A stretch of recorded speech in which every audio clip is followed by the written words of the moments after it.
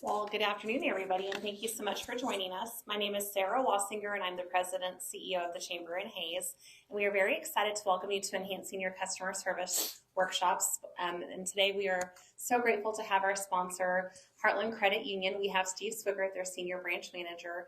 Before we do get started, just wanted to give them the opportunity to share a few things as our title sponsor for today's event, and also just share a significant note of gratitude. They are such a significant partner for us in a lot of the events that we have, whether it's being our title sponsor at Education Appreciation, a membership lunch sponsor, as well as involved in a lot of our other events such as our Business and Career Expo. So please join me in giving Steve Swigert a round of applause.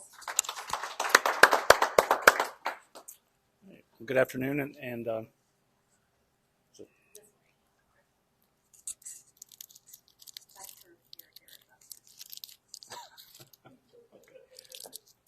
we'll start over. Good afternoon, and thanks for showing up. We really appreciate you coming out. Heartland Credit Union started as a teachers credit union way back in 1948. So education is really in our roots and our foundation. And so much of what Mike does is he is really, he's a speaker, but he is really an educator. I've been to several of his speaking engagements, and it falls right in with what we do. And what Mike shares is just so relevant to what's going on in the business world today. So we are very pleased to be here and feel very blessed that we can sponsor. So with that, I will turn it over to Mike. Mike Henke.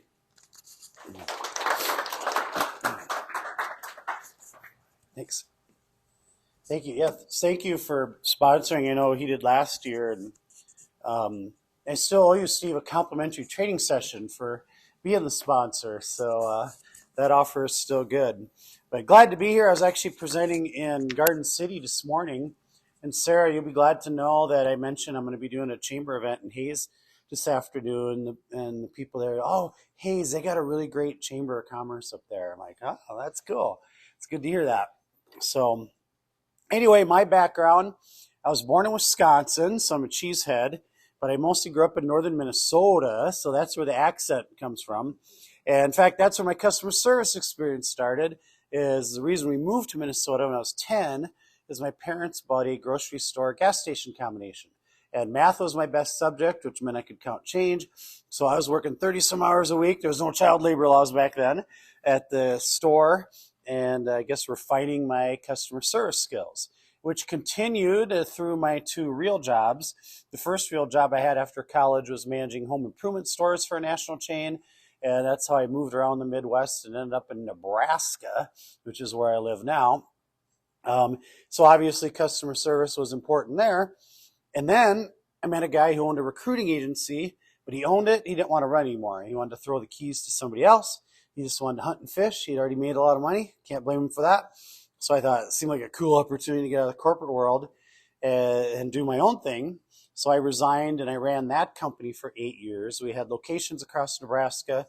We had a professional division, headhunters in other words, that worked nationwide. And we hired for pretty much every industry that there is. So while I was making that transition, though, I've been doing Chamber of Commerce events and conferences way, way back. And even then, when I was making that transition, a Nebraska company had hired me because they had a 3-day manager retreat where they brought all their managers in from across the United States for a 3-day deal. And I guess I wasn't the keynote speaker. I was the junior keynote speaker. I was the next to last guy in the 3-day run. So I like to hang out and listen to other speakers. I'm still learning myself, right? It's a lifelong journey. So, and plus, I was trying to think of a cool name for my customer service program at the recruiting agency. Because I'm like, at the recruiting agency, customer service is everything.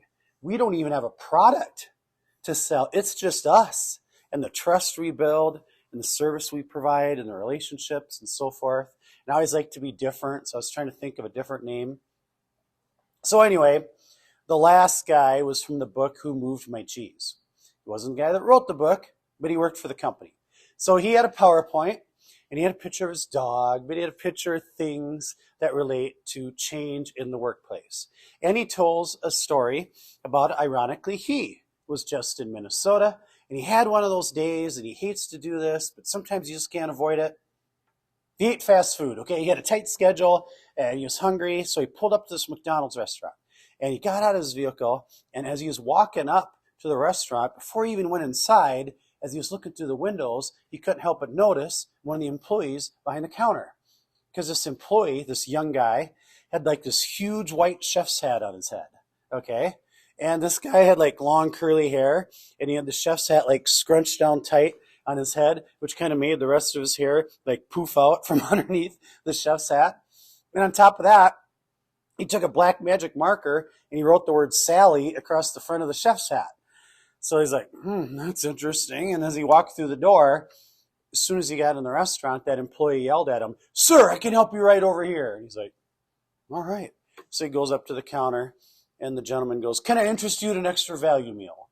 And he goes, "Yeah, I was thinking about getting a number 3. Excellent choice." So as he's looking for the number 3 button, or whatever you do, now this guy's like, and this is part of the transaction I hate. Because here's where they ask you to supersize it. I already feel bad enough. I'm eating at McDonald's. I don't need the extra calories to supersize it. But this kid had a different approach for this part of the transaction, okay? He leaned over the counter and he goes, "Dude, today, you want to go for the total experience?" And he laughs and he's like, "You know what? Yeah, just do. That's so cool. I never have, but just give me the total experience." So he supersized it, and he's out there eating and he's watching everything, and he couldn't help but notice how, like, everybody seemed to be buzzing around, having energy, smiling, enjoying their job. So he's thinking, this one employee seems to have an effect on the entire team. Do you believe that can happen? Can a negative employee have the same effect on a team? Don't be that person, okay? But anyway, you know how it is at most places. It's busy and then there's nobody. Well, pretty soon there's nobody at the counter.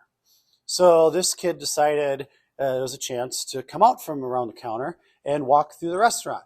Not walking normally, walking like a rock star, blowing kisses to the girls. Okay, he goes over to the garbage bin, pulls it out, ties up the bag, throws it over his back like Santa with a big sack of toys, and he yells across the restaurant, "Excuse me, I'm going to the dumpster. Does anybody need anything?" So anyway, everybody laughs. And again, he just couldn't get over the energy this guy brought. So he's like 100 miles south of Minneapolis, and I-35. I was just on that road a couple weeks ago, and it dawned on him, of all the visuals for my PowerPoint, I never took a picture of this employee. Thankfully, a couple months later, he had another speaking engagement, kind of in that area. So he made a point to go back to that McDonald's restaurant. But he walked in the door, he didn't see that employee. He walked up to the counter, and he goes, "Yeah, can I speak to the manager?" He goes, "Well, I'm the manager. What can I do for you?" He's thinking, I don't even know his name, right? He's like, "Is Sally working today?" He laughed. He goes, No, I know who you're talking about. He doesn't work here anymore." It's like, "Oh, what happened?" He goes, "Well, he was here one day doing his thing, and some guy in his line wearing a suit said, 'Kid, whatever you're making, I'll double it. I need people like you in my organization.' And he worked a 2-week notice, and as far as I know, he's working for that guy." So I love motivational stories. I love true stories. This was many, many years ago. And I'm not going to lie. When I was sitting in the audience, when he goes, "Dude, today, do you want to go for the total experience?" The light bulb went off in my head. I'm like, the total experience. That's it. That's what I call my customer service program. And that's what we did call it. The 8 years we ran that company, and we won awards, and we had a lot of fun with it as far as our program, because it painted a picture to me. If it's the total experience, it probably goes beyond just how we treat our customers. Who else do you think did I feel was included? Somebody take a guess. Not just how we treat our customers. Who else? Yeah. Your associates, your team. Shouldn't we treat our coworkers as good as we treat our customers? I think so.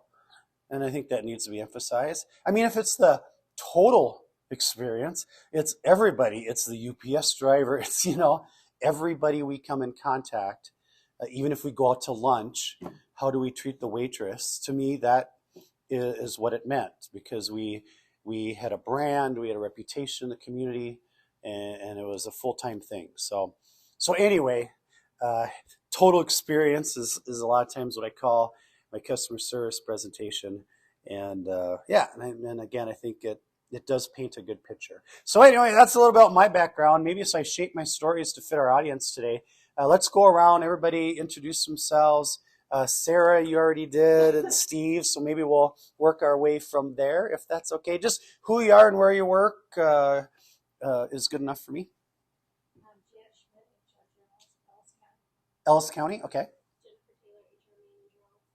Okay, and then go behind them.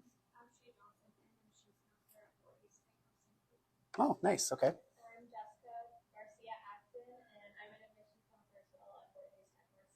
All right.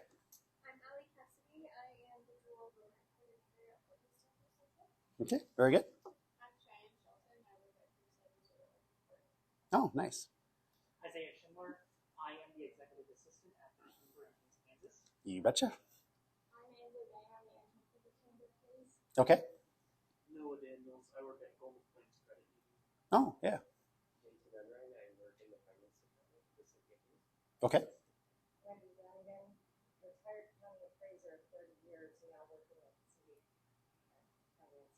Great. Well, good for you.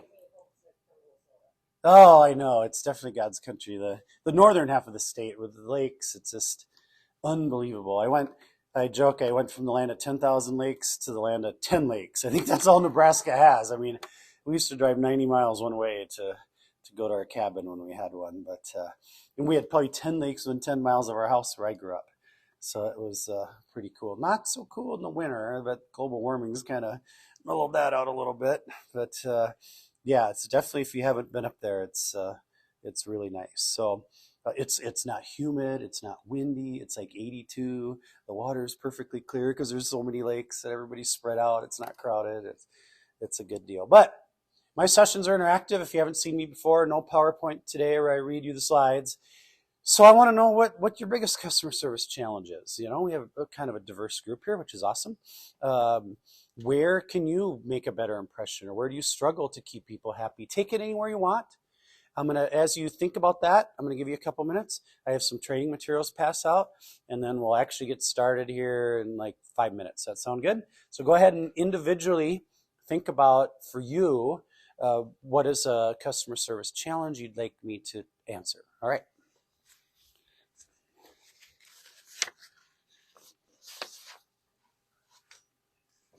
Mm-hmm.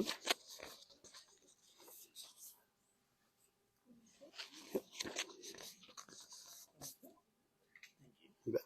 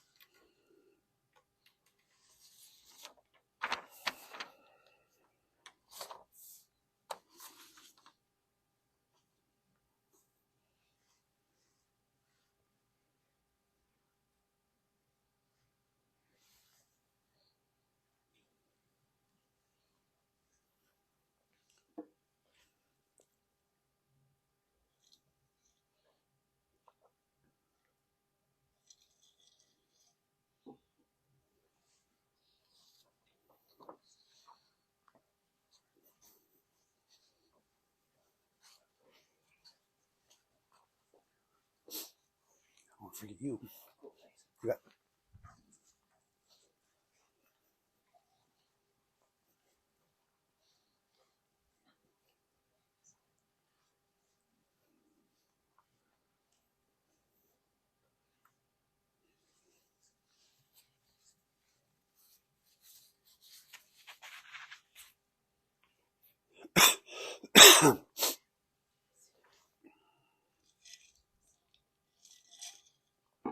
All right, did I give you enough time? Kind of what I do is I'll maybe cover a section, take some challenges, We have some games to play too. We got a team challenge that I'm going to have for each table, and we have a trivia contest. So I have some prizes, and we'll do that fun stuff as well. But maybe we'll start with, I seen a quote the other day, the enthusiasm of the guest experience can't rise above the enthusiasm of the employee. Would you agree with that? I kind of like that one. I saw another one that the guest experience should be so good that they don't know who the manager was. I kind of like that one too. But anyway, I don't find the total experience much when I'm the customer today. Would you agree? The customer service levels have gone way down in our country, which that's fine, because if my organization is great, we will stand out, right, against the crowd. So in fact, I seen a thing the other day that rude behavior is up 68% in our country. And I'm like, I don't know how do you measure that, but it sounds about right to me, right? A lot of crazy stuff going on.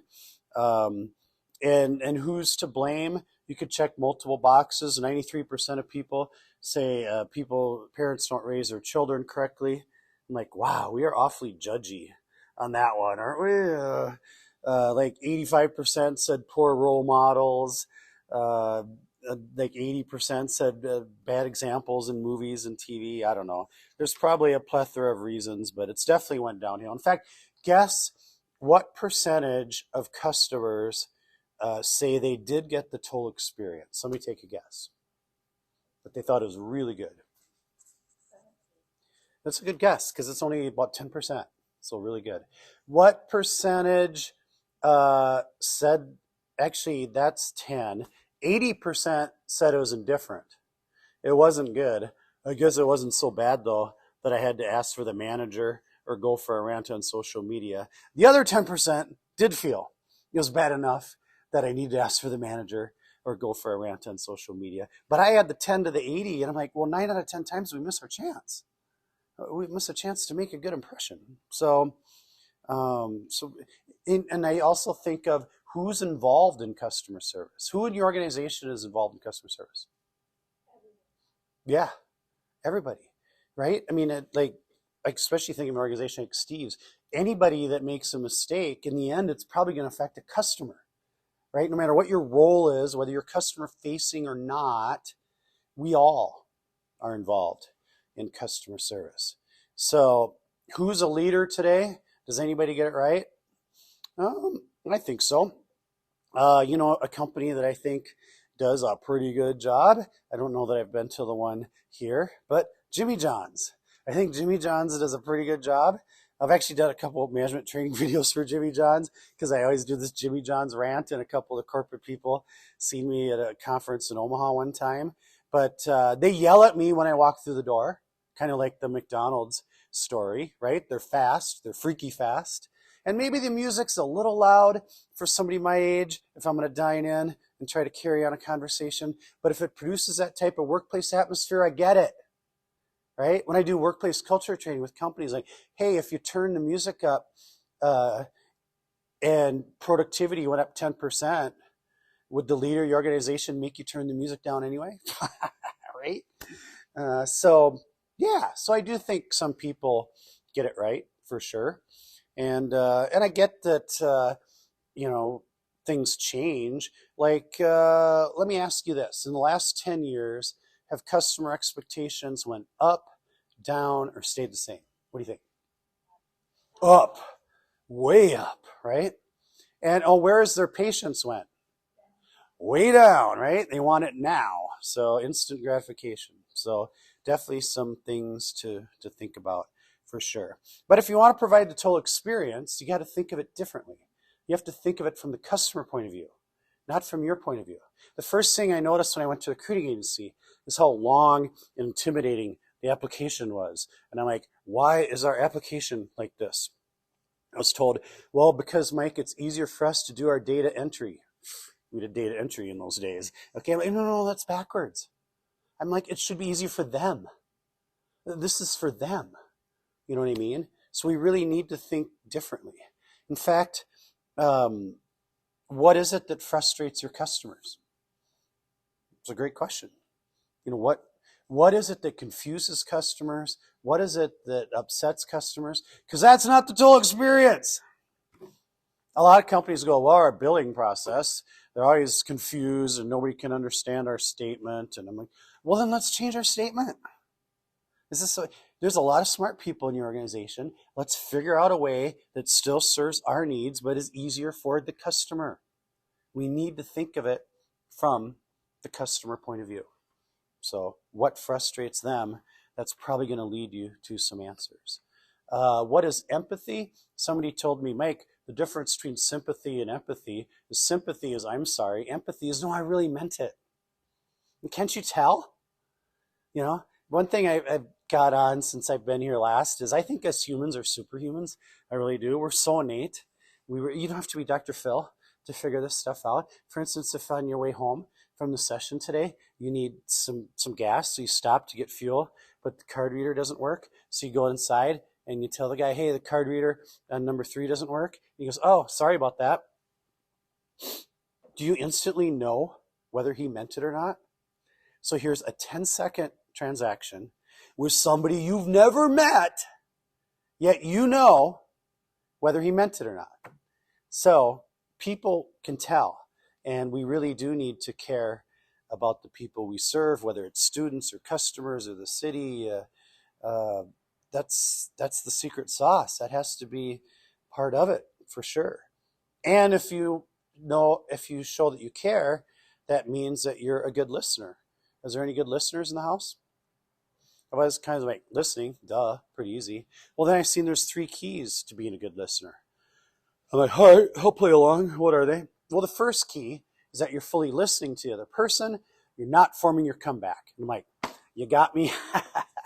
I like to debate. Do any of you like to debate? So whatever percentage of my brain that's working on the comeback is that much less than 100%, where I'm listening to the other person. In fact, if I'm going to keep it real, I actually have to have people repeat themselves sometimes. Why? I think I was a little too busy working on my comeback and I missed a couple details. Some of you admit that? So that was the first key. Second key, put yourself in their shoes. We've all heard that. It's been around forever. But I was trying to be honest. I'm like, no, you know what I'm really good at? I'm really good at putting myself in my shoes. I hear her talking, but I'm filtering that from how I see the world and what my experiences are and what my biases are, what policy covers this discussion and so forth. And if it's somebody who's an intern that's still trying to figure out, where they're going in life, it's been a while since I've been in those shoes. Okay. In fact, as every day goes by, I get further and further away from that person and their perspective. I don't actually make an effort to let my stuff go and zone in on what she's saying, I'm going to miss it. Would you agree? So I'm 0 for 2 if you're scoring at home. And the final key is to give them the nonverbals. Yes, I hear you, nod your head, those kinds of things, instead of multitasking. I'm like, that's me too, right? I'm typing an email, yeah, what'd you need? Or I'm filming with some papers, yeah, what was that? Or here's my favorite one, somebody's texting when you're talking to them. Do you feel like you were heard if you're texting when you're talking to them? No. So if you can multitask, that's great. In this situation, stop what you're doing, give her your undivided attention so she actually feels like you heard what she had to say. So I'm 0 for 3. Could everybody admit there's a couple of those you could work on? In fact, I do some one-on-one executive coaching, and last year I kind of had a rash of people that we actually just worked on active listening. It impacts so many things. Professionally, personally, and I'm not a good active listener. I'm pretty ADD. I'm not wired to do it. If I don't actually keep those 3 things on top of mind, I mess up. Do you want to know how many times my wife, Michelle, has said, Mike, you're here, but you're not here? What's she saying? Yeah, you're here, but you're thinking about the football game, or you're thinking about work, or, actively listening. And if you care, and frankly, if you want to gather all the information from the customer, from the coworker, from your significant other, you name it, you need to stop what you're doing and really actively listen. In fact, it's funny, a lot of the sessions I've been doing lately, like 2/3 of the attendees admitted, yeah, I struggle with that too. I think it's a pretty common thing. In fact, raise your hand if you sometimes struggle with active listening. We'll take a little poll right here today. There you go, 2/3 of the room, at least 3/4 probably. So think about that. We really need to be, and you can't multitask.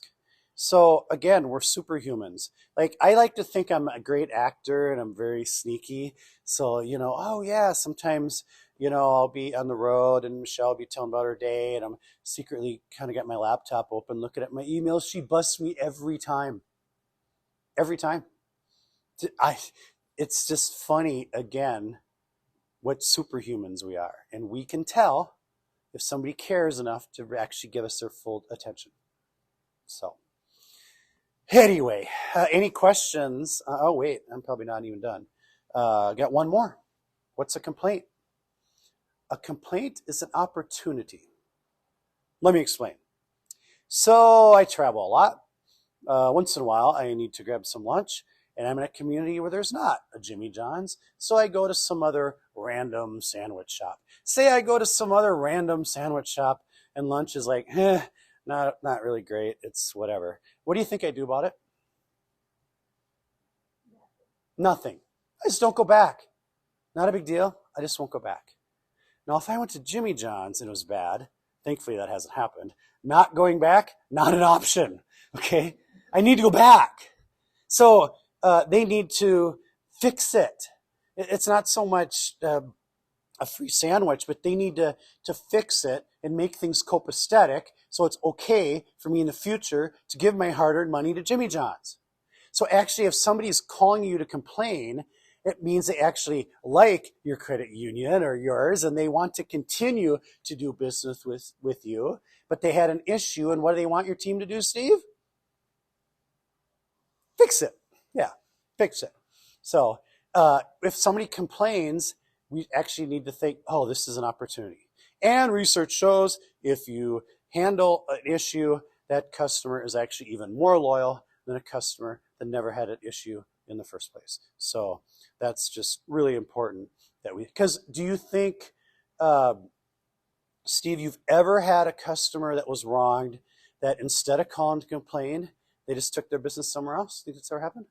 Of course, we'd all be naive to think that this happened to everybody. So if they call, it's an opportunity. And we got to treat it as such and not roll our eyes. Oh gosh, here's another person that's unhappy. No, you're blowing it if you do that. Okay, now I can ask. Any questions on the first section? All right, we'll start over here. Customer service challenge. What did you have? A lot of my business is done over the phone, and I have a hard time understanding how other people are feeling just through voice alone, whereas if they're in person, I can read body language and stuff like that. So greeting people with the same greeting every single time doesn't always work. Yeah. Wow, that's a good one. You're right, because body language is 55% of communication. So we're losing over half. We do get the paraverbals, the tone and pitch, and the words, but that still hampers us. I wonder, I don't know how crazy a thought this is, but especially for some more higher impact meetings, etc., could we just set up a quick Zoom call or a Teams meeting or something like that? We invested in all that technology through COVID, and of course we still have it. It's paid for. I work with a lot of companies. One's Ashley Furniture, one of my contacts. I remember I called them like 3-4 years ago. Hey, let's set up a call for Tuesday. Yeah. Or Mike, I'll just set up a Zoom. And I'm like, in my head, I didn't say this to him. I'm like, I don't need to set up a Zoom. We're just doing a phone call. But I'm like, okay, yeah, whatever. So we did it. And I'm like, it was so cool because it's more personable. It's just a better conversation. And it took exactly the same amount of minutes a phone call would have took. It is so not a big deal. In fact, I do Zoom calls in my vehicle, on my phone, which I know ain't great, but actually it's still pretty good. And yeah, so I do wonder about that. And then I guess my other answer is this: I got to be hypersensitive to try to read between the lines and really think about tone and pitch and some voice inflections or or silence or short answers, and try to pick up on those cues and know how to follow up on them, to do some follow-up questions and make sure I don't leave stones unturned, and things like that. But and definitely, in order to do that, don't be looking at email or have a TV on somewhere. Make sure you're 100% focused and locked in. You bet. So yeah, that's interesting. How about behind him? What did you have?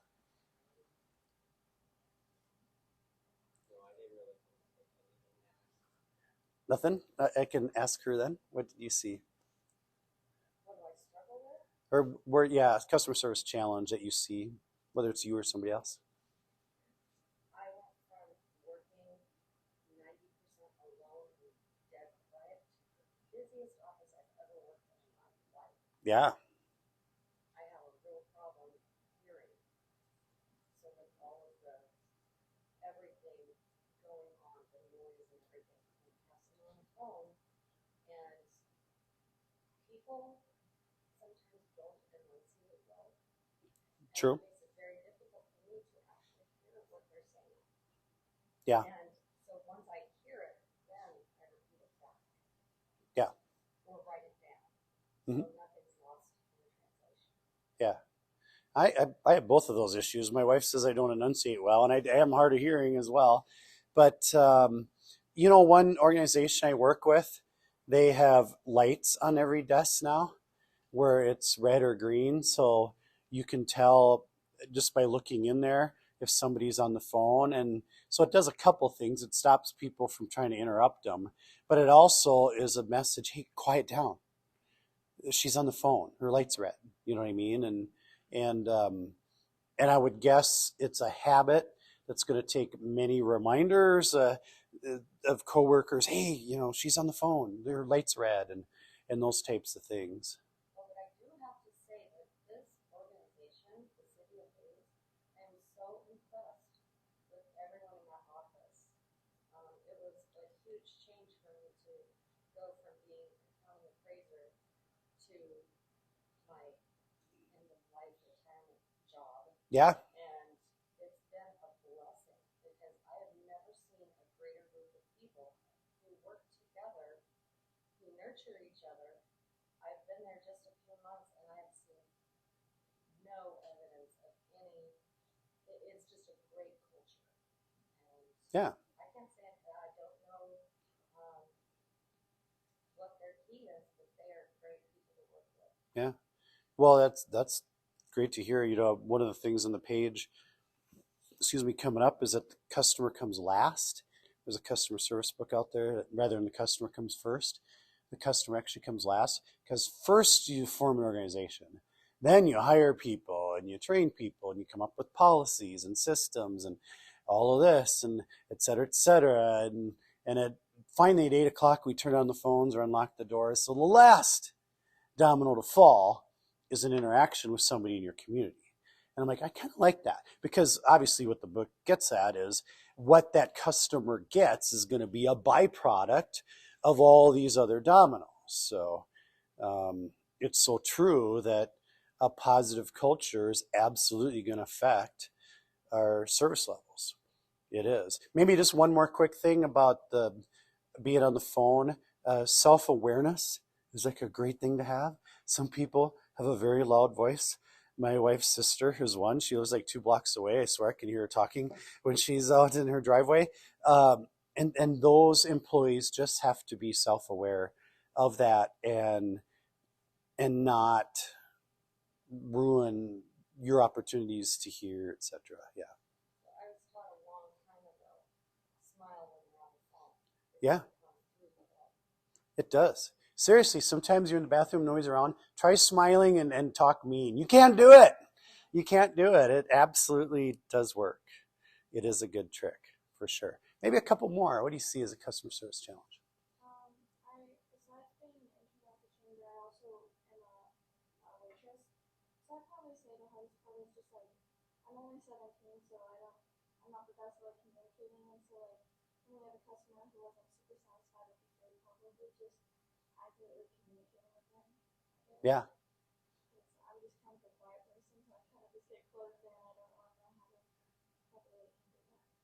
Yeah, well, the empathy part, but definitely, if food's messed up, one of the things that just has to always be included, customer service is an apology. Hey, I apologize that happened.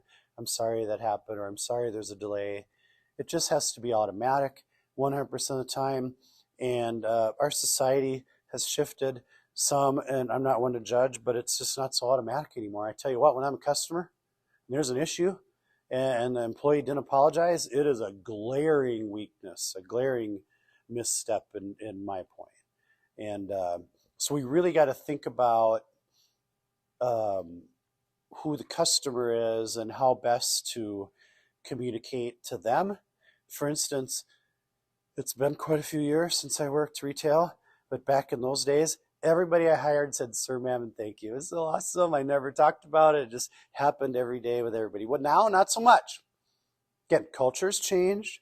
I'm not one to judge, but I am pretty sure all of your customers or people that you serve, my age on up, want to be addressed formally like, "Sir, ma'am, and thank you." I could probably make an assumption on that and be pretty close. So, right? It's knowing that customer. If there's a 65-year-old guy and I treat him like the guy at McDonald's, "Hey, dude, how's it going today?" Would he think that employee is witty? No, he'd think that employee is rude and doesn't deserve their job. So it's reading that customer, but definitely the apology has to be, even if it's not your fault. Are sometimes the situations your customer, student, etc. is in is their own fault? Yeah. That doesn't mean I can't apologize. "Hey, I'm sorry this happened. Let me see what I can do to help." It just has to be automatic 100% of the time because it helps diffuse that situation for sure. So yeah, I get it. Okay, one more maybe. What did you have as a challenge? More specifically for me, and this kind of from the start of my customer experience, Uh-huh. or at least in that realm, I worked at a public library part time, and each time that something would go wrong, I would almost have to instantly put myself into a customer's shoes or a patron's shoes. Mm-hmm. And way too often, I feel like I would actually be dragged into it and getting way too much empathy. Okay. Yeah. So sometimes, like, knowing that boundary between how much is too much sometimes, Right. like, that's kind of where I struggle with sometimes. I could see that where I want to apologize, maybe even a couple times, but if I just keep laying on thick, maybe I'm almost fueling a fire at that point. Maybe I'm almost helping. I really was wronged. The more I go on about the situation. So, yeah, there probably is a right-sized amount of that. Not that I'm going to turn cold, but sometimes there's an old saying, less is more. Sometimes we get too wordy and we just over talk and actually probably go to places we didn't need to go. So that's a good thing to keep in mind. Yeah. Hey, by the way, you made me think of something. If you're a waitress, one of the coolest things I ever did for sure is when I took over the recruiting agency, the owner said I could do whatever I wanted. So one of the first things I did is I signed up for a 3-day management retreat with like the recruiting guru in the United States. So I flew to Connecticut for 3 days, and that's probably the best training session I've ever been to in my life. But anyway, this guy, he's basically number one in the nation in recruiting. One of the things he shared with us is, for you employers, do you know where the hidden rock stars are in our society? They're in hospitality and they're in retail. Why? Because it's fast-paced, because they have to learn how to multitask, and they have to learn how to get along with so many different personalities. And that's been an interesting thing, which I totally agree, by the way. So it's a great experience for anybody. If you're hiring, I think that's something to keep in mind as well. All right, so we'll spend most of today on solutions, not on, we know what the challenges are. One solution is just to be a chameleon.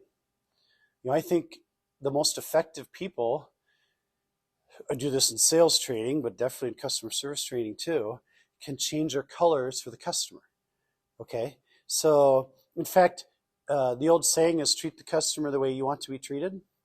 I think that's outdated. Treat the customer the way they want to be treated. We have a more diverse society now in every sense of the word, and probably not everybody wants to be treated like Mike Henke wants to be treated.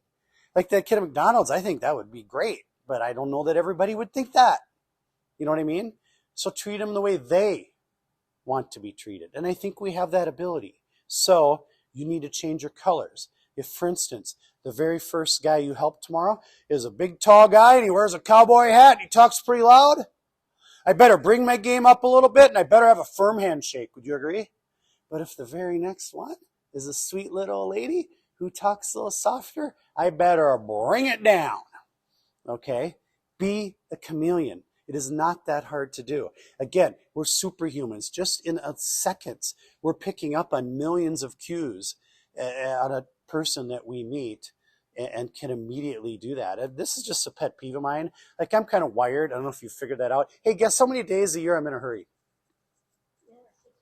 Yes, that's the correct answer. So it's a pet peeve of mine. Like, if I'm at the clinic, I'm going to be the first one done with my paperwork and get up there. And then the employee grabs it and they like mosey on over here. And I'm kind of like, really?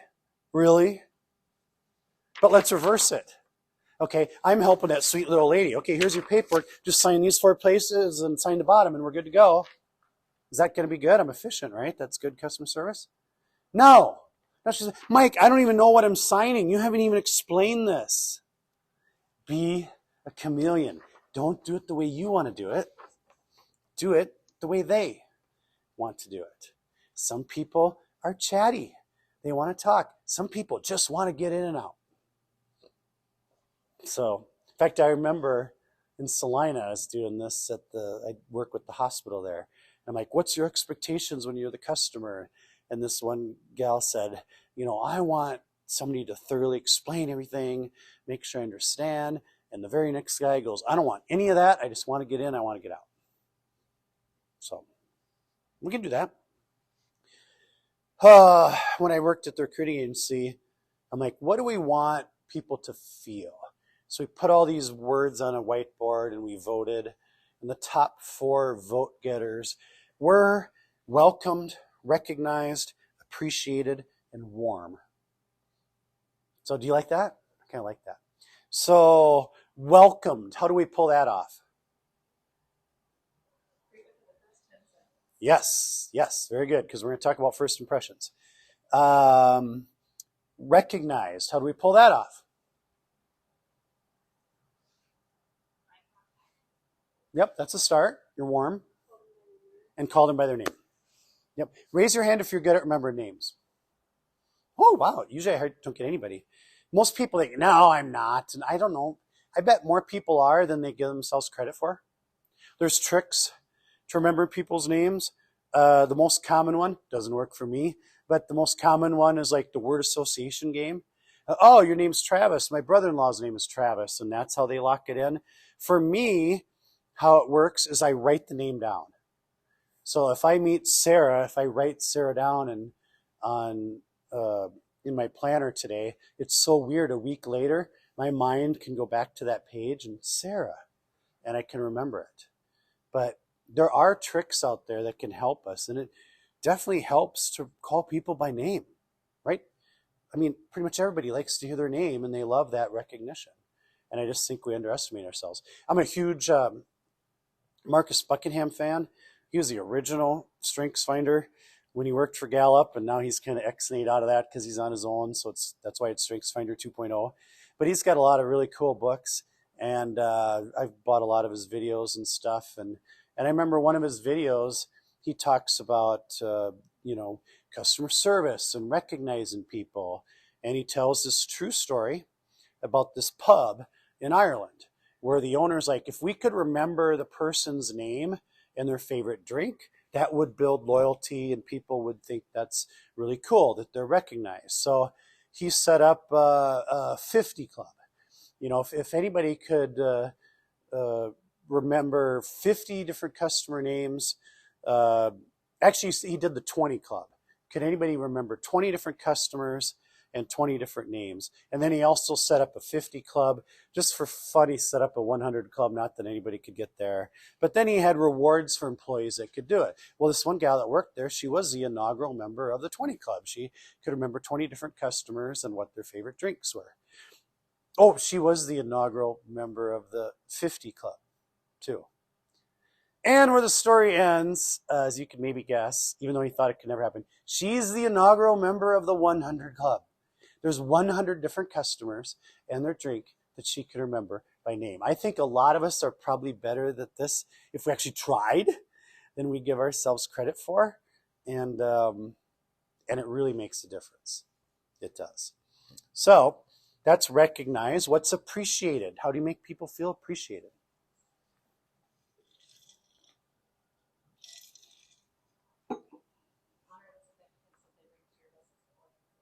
Yeah, very good. Very good. So speaking of people that get it right, I'm going to mention another fast food place, Chick-fil-A.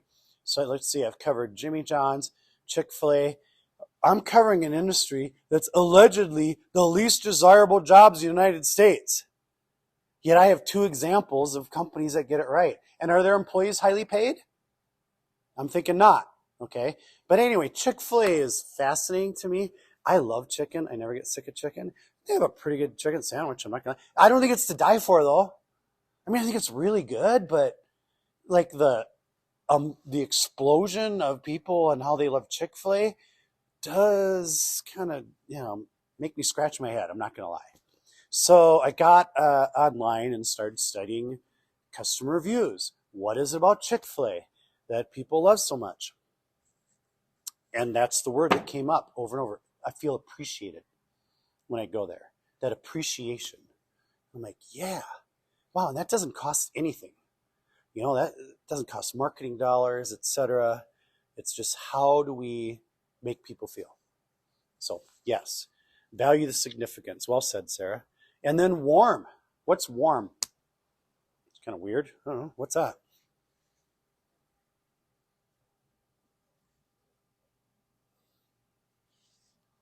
Here's how I see it, is what's the atmosphere? Again, we're superhumans. I could walk into a convenience store and immediately it feels cold, like there's tension amongst the employees. Would you agree? You can feel that. I have also walked into a convenience store or a restaurant and it feels warm. Like, hey, they get along. And there's teamwork going on. Isn't it crazy how fast we pick up on that stuff? So obviously, between cold and warm, the choice is we want people that work with our organization to feel warm. And as Sarah mentioned, 70% of an impression is made by just the first few seconds. 70%. That's huge. So if I was to give you a 100 question exam right now, whew, how fun would that be? But I said, no, if you just behave right the first 10 seconds, I will give you 70 of the answers. You think that's a pretty sweet deal, right? That's what's going on every time. Every time, by phone or in person, what's the first impression? So if it's that big a deal, if it's 70%, I don't even care if you're with another customer. I don't even care if you're on the phone with somebody else. We have to acknowledge them within 10 seconds every single time. Okay, time out. It's rude to leave one customer to help another. How do you pull that off? How do you do this then?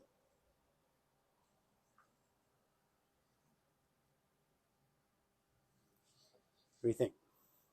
In the hotel, we used to have a 20-foot, 10-foot rule. So when you're at least 20 feet away, you're making eye contact and you're smiling at them. When they're within 10 feet, you just have to briefly say hello. It doesn't even feel so creepy, but Yeah. every time, even if you just saw them a minute before, you have to do that every time they're within 20 feet. Great answer. Absolutely. I can be talking on the phone. I can still do one of those. It makes all the difference. Or I'll be right with you, but eye contact, smile, a wave. So absolutely. So in other words, we should never miss that chance to make the first impression. because we have that power to do it, even if we're helping somebody else. And that's just, yeah, big that we do that every time. Because again, let's go back to me. I'm in a hurry. I show up at a place of business. Nobody makes eye contact with me. I get edgy pretty fast.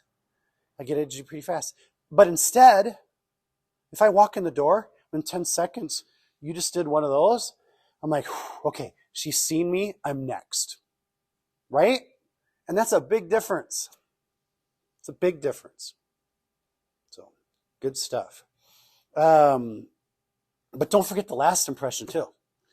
Here's another thing where I've seen customer service really slip in our country is I just see people walking out the door and nobody's saying a word. I'm like, every single time somebody leaves your office, your door, hey, have a great day. Hey, thanks for coming in.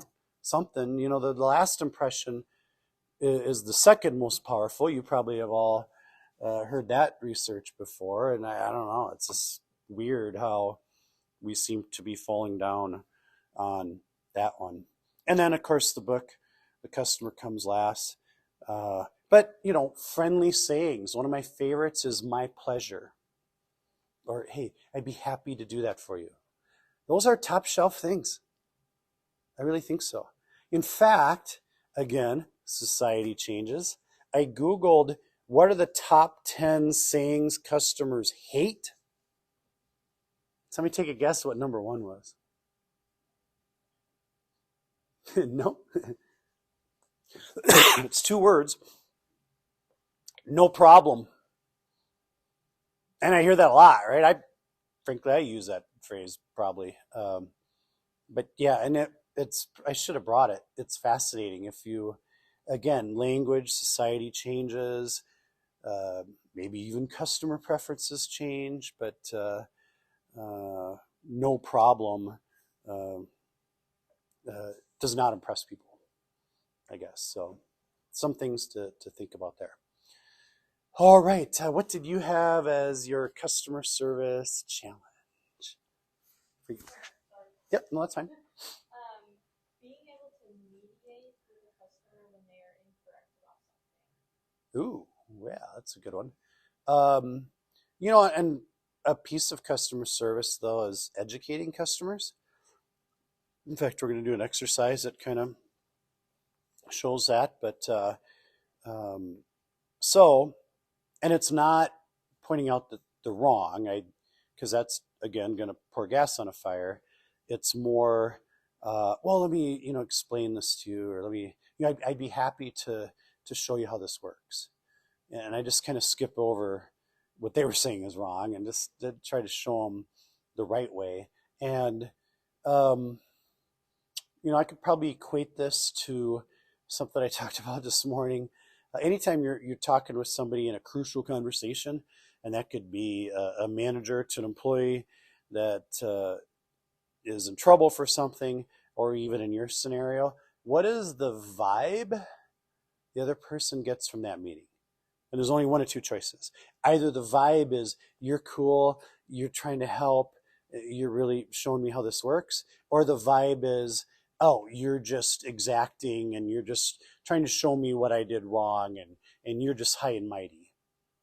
One or two choices. What is the vibe?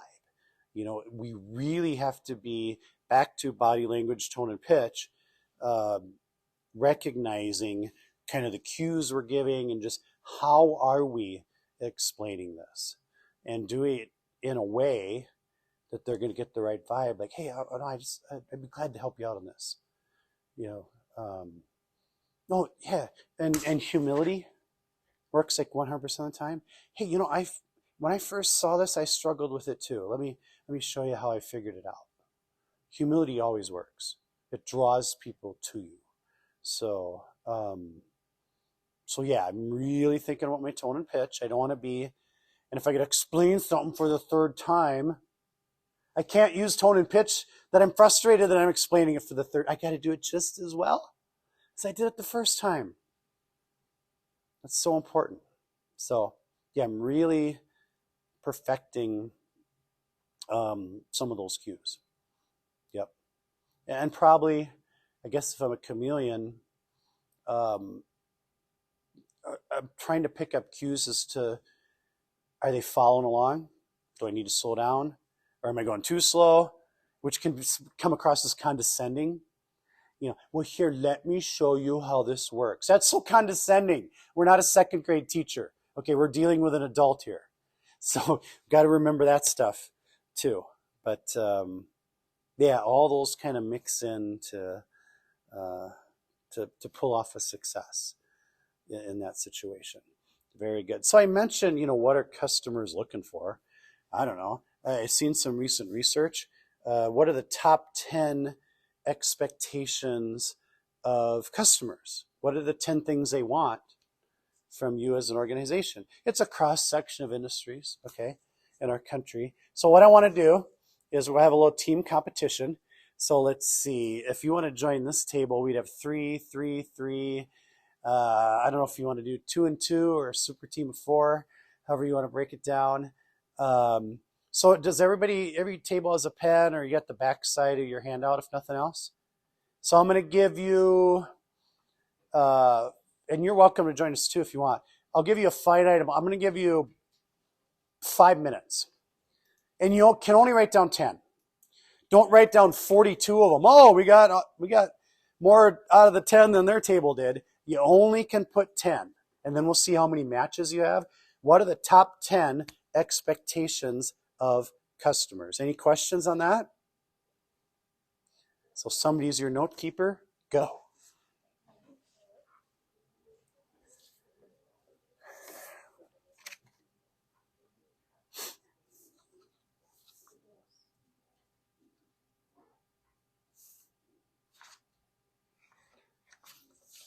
I have pens too if anybody needs one. Everybody good?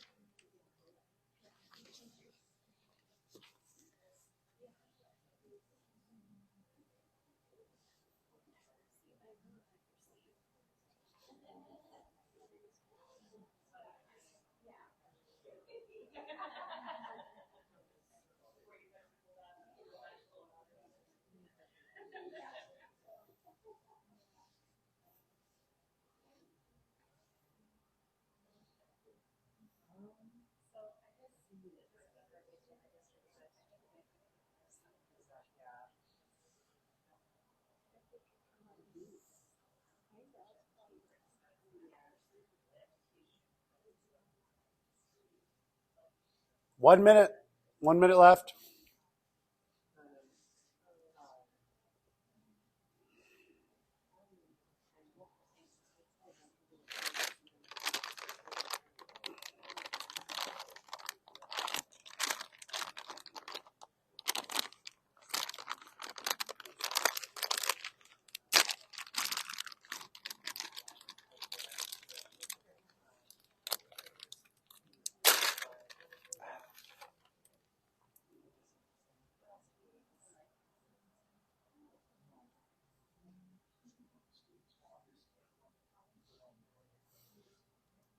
Okay, time's up.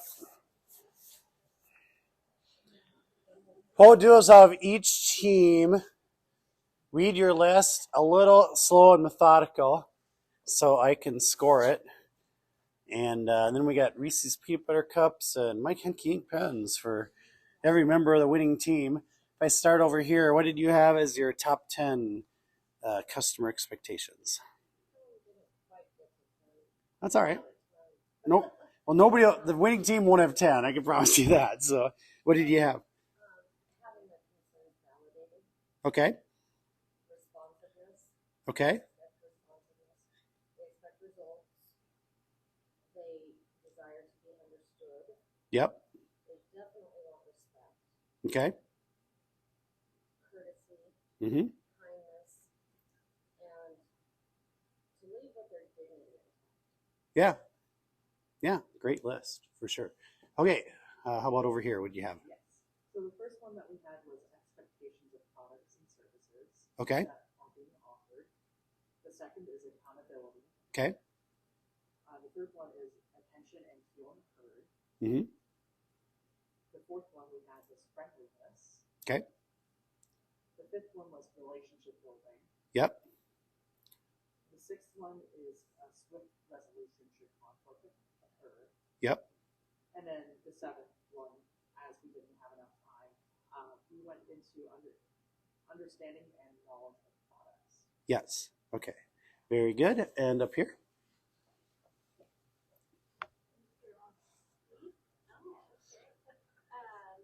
First one we have is customer being heard. Okay. Second is accuracy, Uh-huh. promptness, Okay. friendliness, Yep. helpful, respected, the appearance, whether that's environmental or cleanliness, Yep. value of services, Okay. expectation, Uh-huh. product, and convenience. Okay. Very good. And last but not least? We have speed, Okay. accuracy, Yep. friendly, authentic, having products that meets needs, Yep. problem solving, and then walking through the process. Yep. Very good. All right. All good answers, right? Awesome answers. This table here will be the winners, though, and I'll reveal the list. Ooh, actually, I'll just give you the whole bag, as well as my Henke ink pens. So, congrats. So, this was really fascinating to me because I didn't get a whole lot of them right. Excuse me. The number one expectation that customers have in the United States today, personalized service, which is actually, you think about where our society shifted. I don't want cookie cutter. I want something just for me. Personalized service was number one. Number two, in-store and online information. Today's customer definitely wants to be educated, and in most cases, they want some education in dealing with you, and they want you to provide them places to go, whether it be the internet, etc., to find additional research that I can do on my own. You know, I think of my wife. She researches a lot of items in depth before she would make a purchase. Number three, transparency. Just that open, honest communication. Four, it's going to shock you, feedback collection. Yeah, it's funny. Like some companies, like People are like, oh, I don't want to ask for Google reviews. Actually, the customer wants you to ask them. Today's customer is different than me. The majority of today's customers want to give feedback. Maybe I don't do that a lot, but that's not how most of the world thinks anymore. So is there a way that they can give you feedback? Is number 4 on the list. Pretty powerful. 5 is competitive analysis. So how do you stack up against other people? They want to know that. And if you remind me, Sarah, I can send you the electronic version of this that you could share with attendees. 6, quality products and value, which a lot of you had. 7, efficient checkout service. So it's interesting. The one place that people are in the biggest hurry to get the heck out of there is when they have to hand money over. They don't want that part of the transaction to drag on.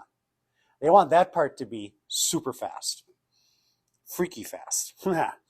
8, excellent customer service, which encapsulated, and you guys came up with so many examples of being heard, respect. I mean, and it's kind of funny how it was only number 8, right? 9, nobody would ever guess, social responsibility. How our world has changed. The customer wants to know, who are you? What do you stand for? Do you sponsor things in our community? People like Steve, people want to know, oh, Heartland Credit Union is an active member in our community. That will sway their decision making, okay? And number 10, clean and well-maintained environment. So, and that's a big thing for me, for any business. You know, it's like if I go to the first impressions are 70%. Did we not establish that? So if I walk up to your front door and it's dirty and there's leaves that have blown inside and they haven't been picked up, it's just ruined it for me right away. Are you top shelf? It doesn't look that way. First impressions, right? If you go up to this business and there's a sign on the door, you know, hey, protect our environment. And then I go to this business and they have a sticker on the door, don't worry about the dog, beware of the owner, and has a picture of a gun. Well, that says a lot. It says a lot about those two companies, right? First impressions mean a lot, for sure. So good job, good job. I have some trivia coming up too. But otherwise, what about if people are upset? How do you handle that? Number 1, let them go. Let them vent. So in home improvement world, I managed the Grand Island, Nebraska store for 10 years. We were the westernmost store, pretty much nothing between us and Denver. So people drove from actually Norton and down through this area to come to us, Sydney, even Colorado, etc., Wyoming.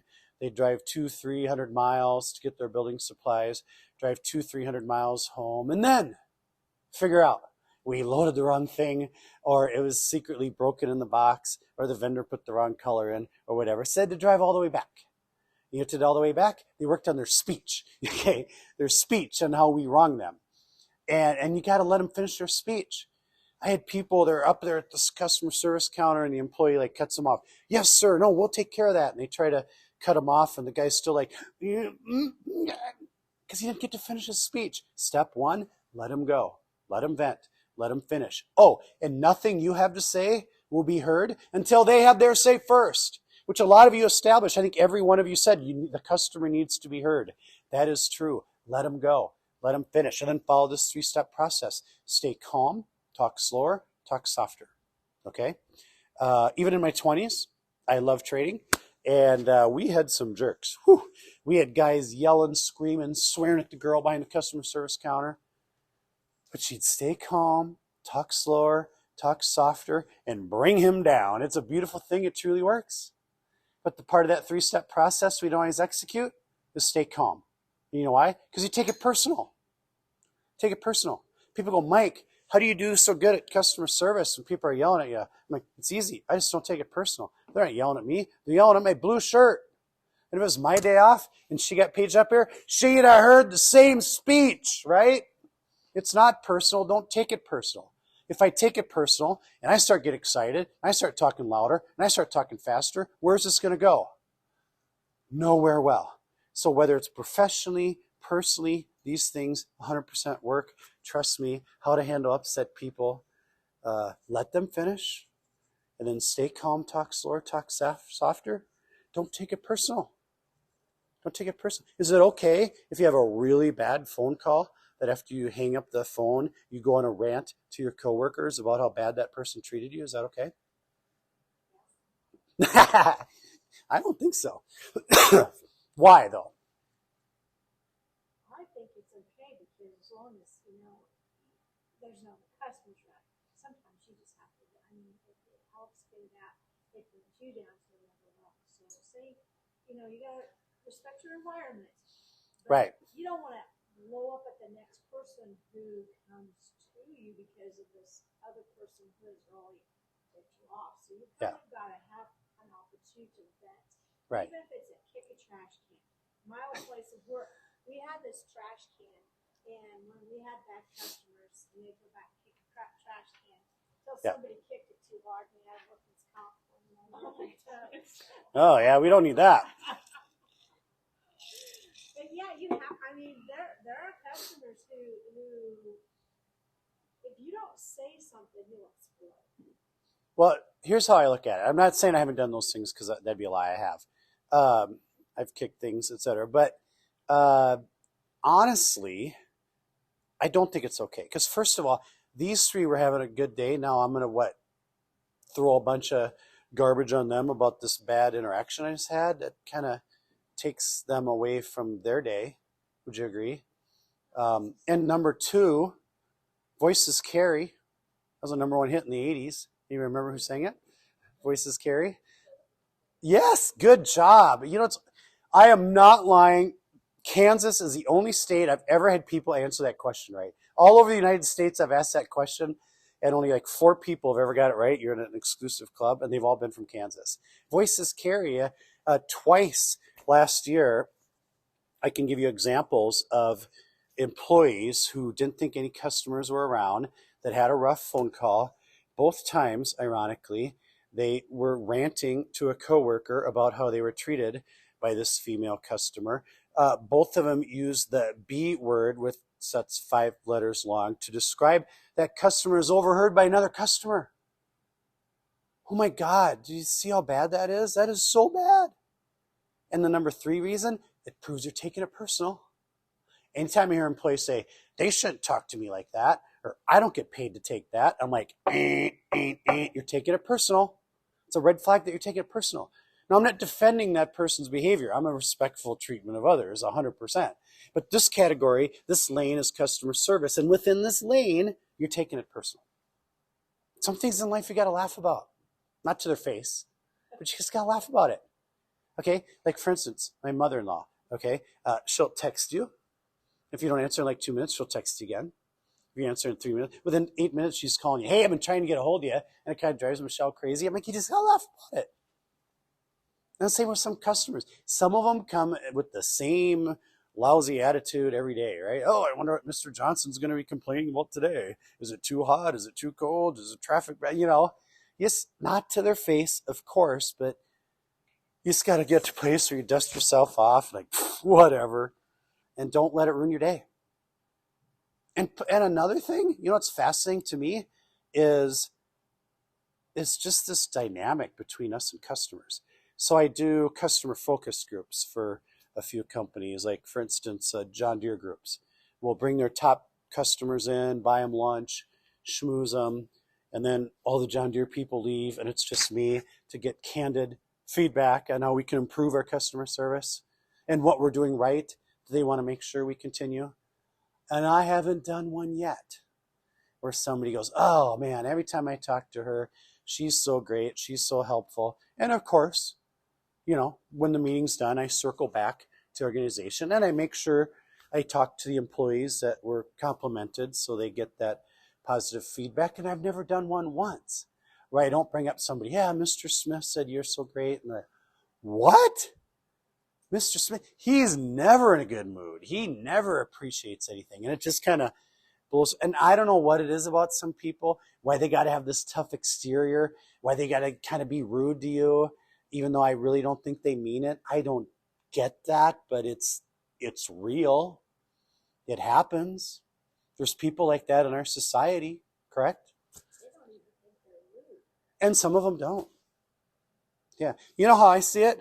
I'm going to show up for work. I'm going to work like a rock star and treat everybody great, and I'll sleep like a baby at night.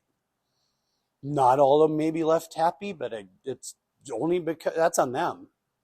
It's not because I didn't go far enough or didn't have empathy. I did everything right.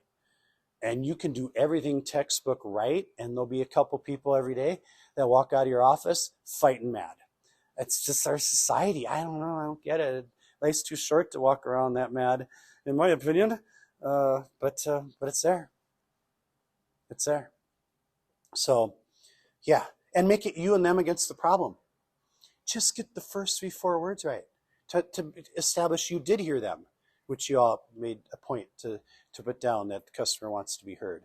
So anytime a customer is upset about something, if the first words out of my mouth is, I can understand how that'd be frustrating.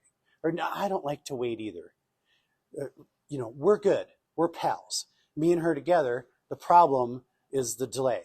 If instead, the first words are, well, there's nothing I can do about that. You just made the customer be alone and put yourself on the same side as a problem. If you do that, good luck to you. You're pushing a boulder uphill through the whole conversation. If you just get the first 3-4 words right, the next 1,000 words can be the same 1,000 you always say. They already established, I hear you, I get it. It doesn't mean I can perform miracles, but it totally puts her mind at ease that you did hear their rant. So always do that. Oh, I can appreciate that. No, that is disappointing. I see your point. Make it you and them against the problem before you roll into whatever you typically roll into. Maybe just give the customer some grace. Here's another trick that I do to not take it personal from upset people. I do a Jerry Seinfeld. I do. What is going on in their life that they're that mad about this? Because really, I see people like blow up over the littlest things. Weird to me. I don't. But let's think about this. There's a lot of people struggling in our world today. Can we just admit that? There's a lot of tension in our society. Inflation's killing people financially. We still have COVID. We still have school issues. We still have daycare issues. It's the political season, which has everybody on edge. I mean, there's just a lot of tension out there. And your issue was the straw that broke the camel's back. That was the 5th thing that happened to them today, and they snapped. And again, I am not defending their behavior. I still think in those situations we should give people respect. But that's what I do. I do a Jerry Seinfeld. What is going on? Not literally to their face, but in my mind. And just show them some grace. I don't know. It's a crazy world. My wife works at a pharmacy with 25 employees. 2 of her coworkers have 4-year-old daughters with cancer. Can somebody explain to me what kind of world we're living in now? It's a crazy world. There's a lot of people under a lot of pressure, under a lot of stress, and sometimes they're not so nice to me. I don't know. Sometimes you gotta show them some grace. So be okay with that? Other tricks, avoid trigger words. The top 2 trigger words are policy.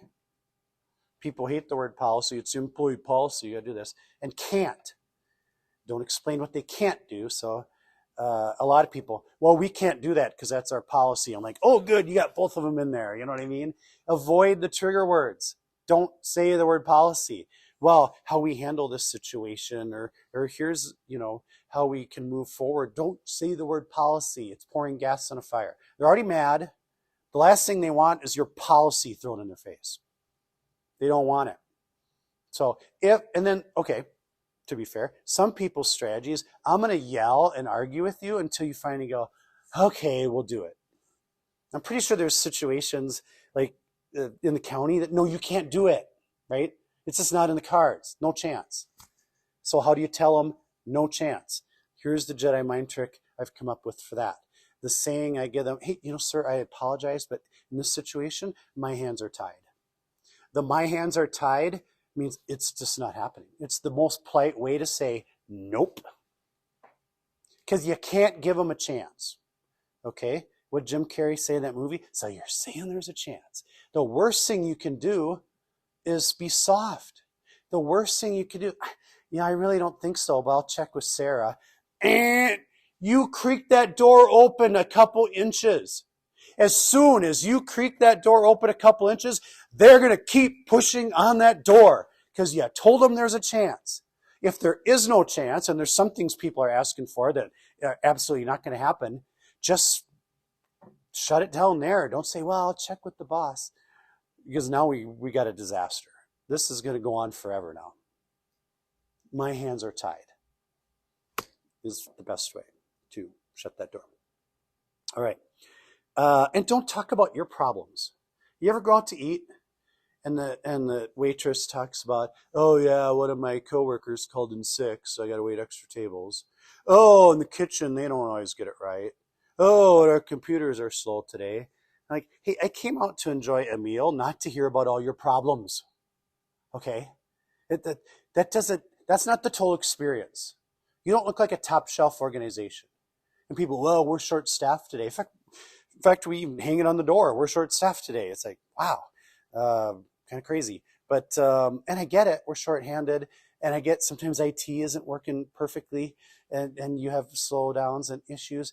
There's zero part of the total experience about dumping your problems on the customer. If IT is working slow today or we're short-handed, hey, I'm sorry, sir, but I will get to you just as soon as I can. Just skip over the, because I'm like, you're short-handed, your computers don't working, it's like I was at a convenience store one day. Oh, well, the computer's really slow. It's like the third day this week, and I didn't say it, but I'm like, well, get new computers. Right? How hard is this? But of course, I didn't say that. But they're kind of putting the customer in that situation, making your organization look like a joke. Don't, instead, apologize. And if there's a delay, start talking about 5 minutes with no conversation seems like an hour. But I've been in situations where 5 minutes seems like a minute because she was talking and we were conversing and, oh, there the computer came up.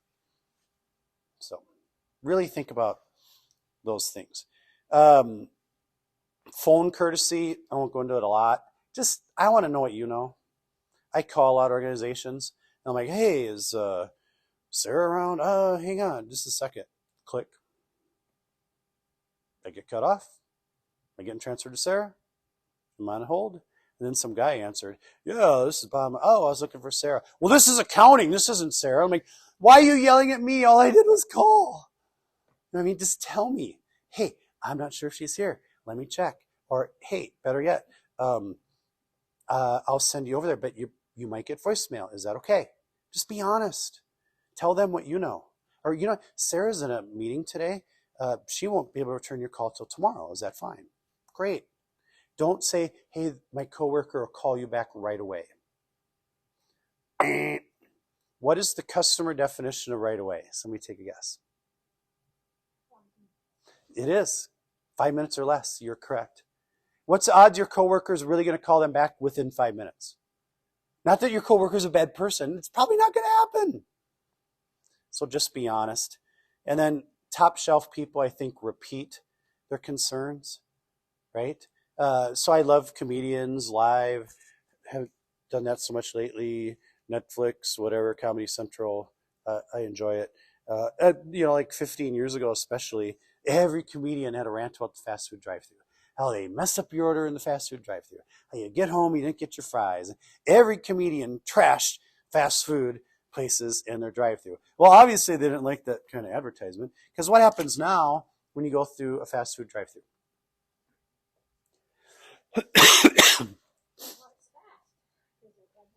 Well, that's true. And then they're short-handed, but yes, correct. They repeat your order either in person or on a screen. So what I'm thinking, if it's important enough fast food drive-thrus do it, I'm pretty sure a lot of the conversations you have at work are more important than that. And to recap and make sure, because sometimes what they say isn't what they mean, because they are emotional. And I'm glad I did that, because it gets us on the same page. So, all right. Any questions on handling upset people? Let's take some more challenges. What do you have as a customer service challenge?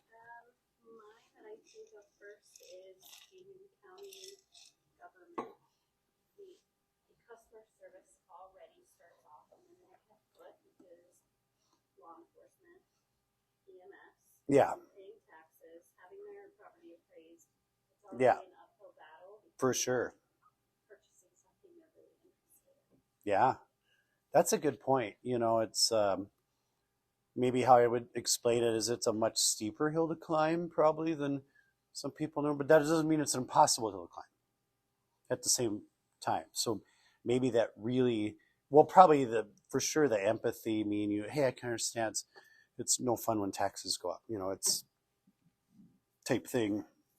But because unfortunately, I think too, we get tired of hearing those same complaints, and we get a little cold or calloused, and there's just a little bit more edge in the tone and pitch of our voice when we're responding to things, and you can all see where this starts to go downhill really fast. So,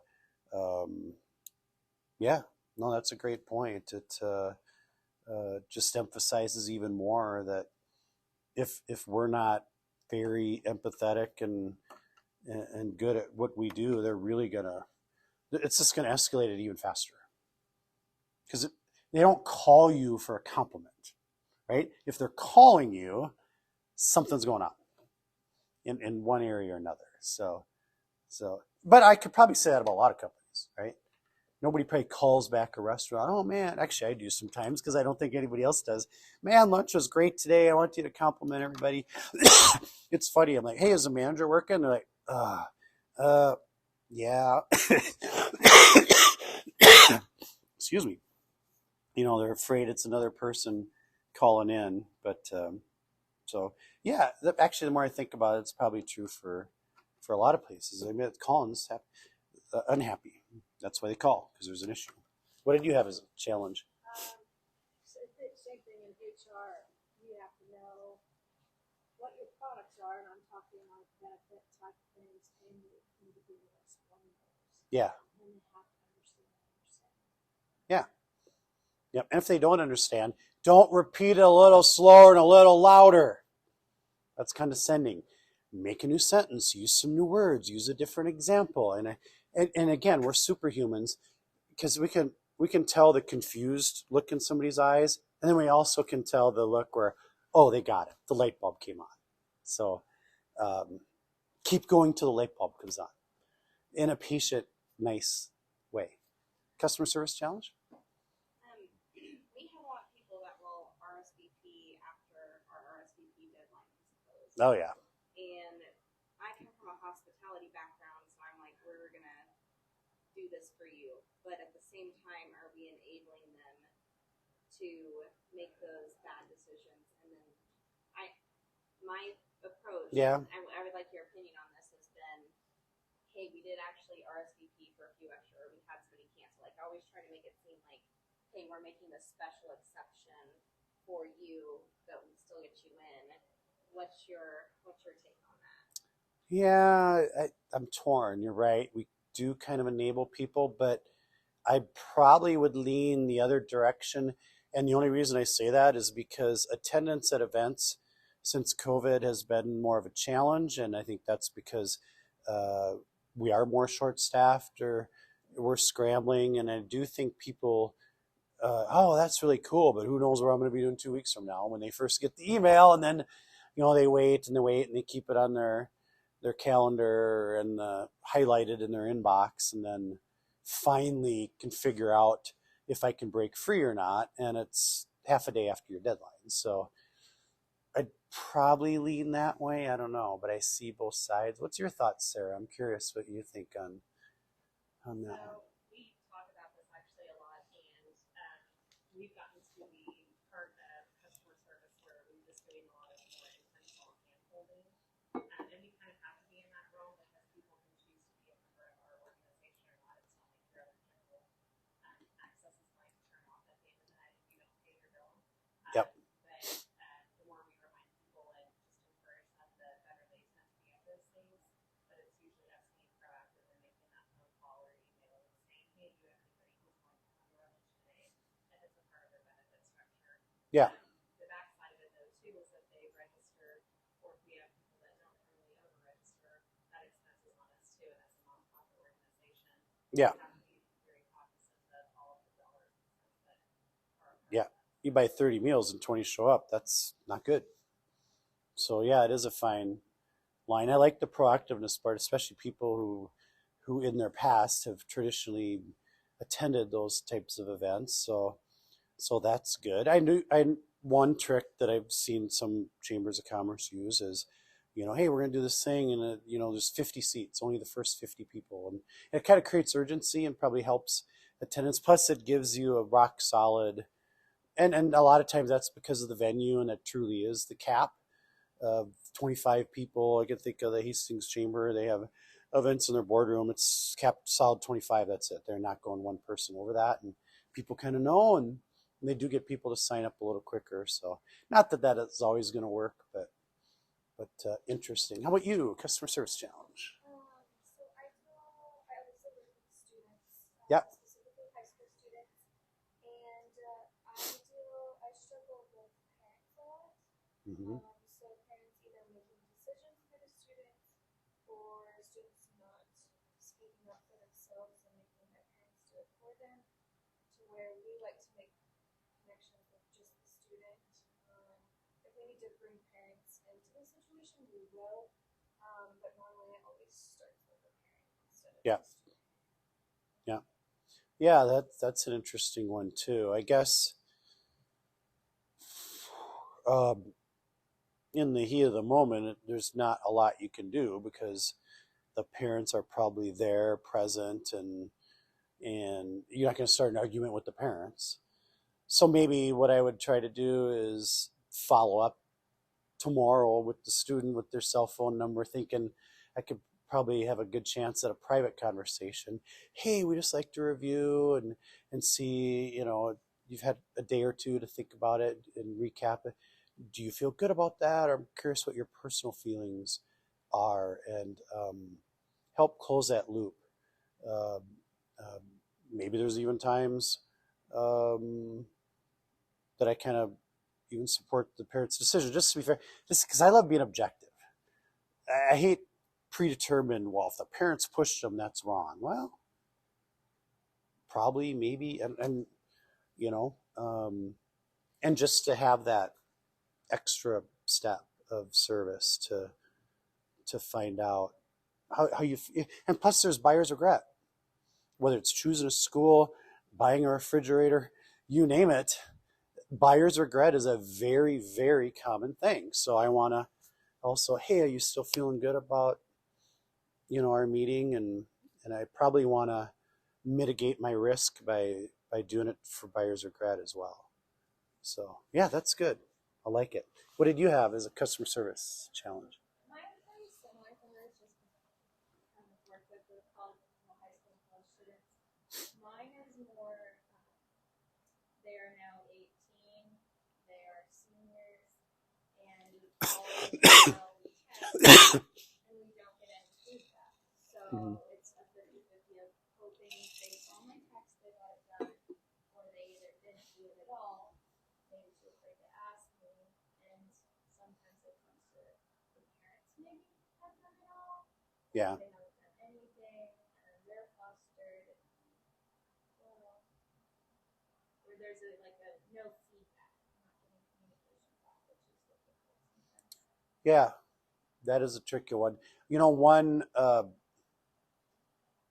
I think customer service trick when you're trying to contact somebody is to try to utilize as many different methods as you can, because we've all got like 3 voicemails from somebody within the same day, and it's the typical pushy salesman type thing, so we don't want to do that. So sometimes I might text, that don't work, maybe I call, maybe I send an email, and I kind of mix it up so it doesn't come across the wrong way, but yet I do need an answer. Other things that I can do is kind of give them a free pass. Hey, I just want to check back and see if you got, if you didn't because you're busy, I understand, but I just need to know kind of where you're at in the process. So I've kind of already gave permission to say no, I didn't, even though we both know they should have, type thing. But if I don't cue it up that nice for them, then typically they just ghost the message again, and I'm not getting anywhere. What I really want is to get that dialogue rolling again. And then if it gets extreme, probably doesn't apply to you, but it might someday, or might to some people in the room. If I really am not getting any response multiple times for something that's kind of a big deal, then my Jedi mind trick is, hey, Steve, I just want to check back. Hopefully I didn't do anything to offend you, but we haven't been able to connect, and I just wanted to see where we're at on that. It's funny how, boom, I get an answer. Because, oh no, I know I'm not mad at Mike. And it's funny how that trick brings them out of the woodwork, and we're back to dialogue. So if you ever need one, that one works. All right, final category moving forward. Hey, how does customer service affect us as a business? It's pretty big, right? So maybe the power of one. So we have two sons, DJ and Kenny. Back when they were about 12 and 10, I think, 13 and 11-ish, is when we finally decided we would allow them to have cell phones. I'm guessing it's probably a younger age now. And we weren't too worried about it because they're boys, so we were stereotyping them that they wouldn't use them much. And they didn't for about a year and a half. And all of a sudden there was a day, I came home from work and got the mail, opened the cell phone bill. Wow, DJ started texting. We had a $450 cell phone bill, okay? It's time to sign up for that unlimited texting plan I've been hearing about. For all the young people in the house, it used to be very convoluted. They had all these weird packages. In fact, they were just introducing unlimited texting, believe it or not. So I called Alltel, because it wasn't even Verizon yet, okay? And by the way, the person that I got on the phone, her positive energy went through that phone line. Oh my gosh, she was great. And she offered to sign me up for unlimited texting the first of the previous month. You think I appreciated that? Yeah. So anyway, I get it. I'm not normal. I went all around the United States doing my presentation, telling tens of thousands of people how awesome Alltel is. Now Verizon, I don't know, they're probably a Fortune 500 company. I think they have about 140,000 employees. How many of those 140,000 had I ever talked to? One. I'm very blessed. Michelle's the one that goes to the store. You need a phone upgrade. Talk about somebody who needs customer service training. But anyway, one. My opinion of that huge company was based on one. And my point is, people's opinion of your credit union, of your county, of your university could just be based on you. I want every employee to realize the power they have. And probably customers work with a couple, three different people, but they don't meet everybody, right? They don't know your whole team, and I don't care what role you have in the organization, you have a lot of power. You're your brand. You're your reputation in your community.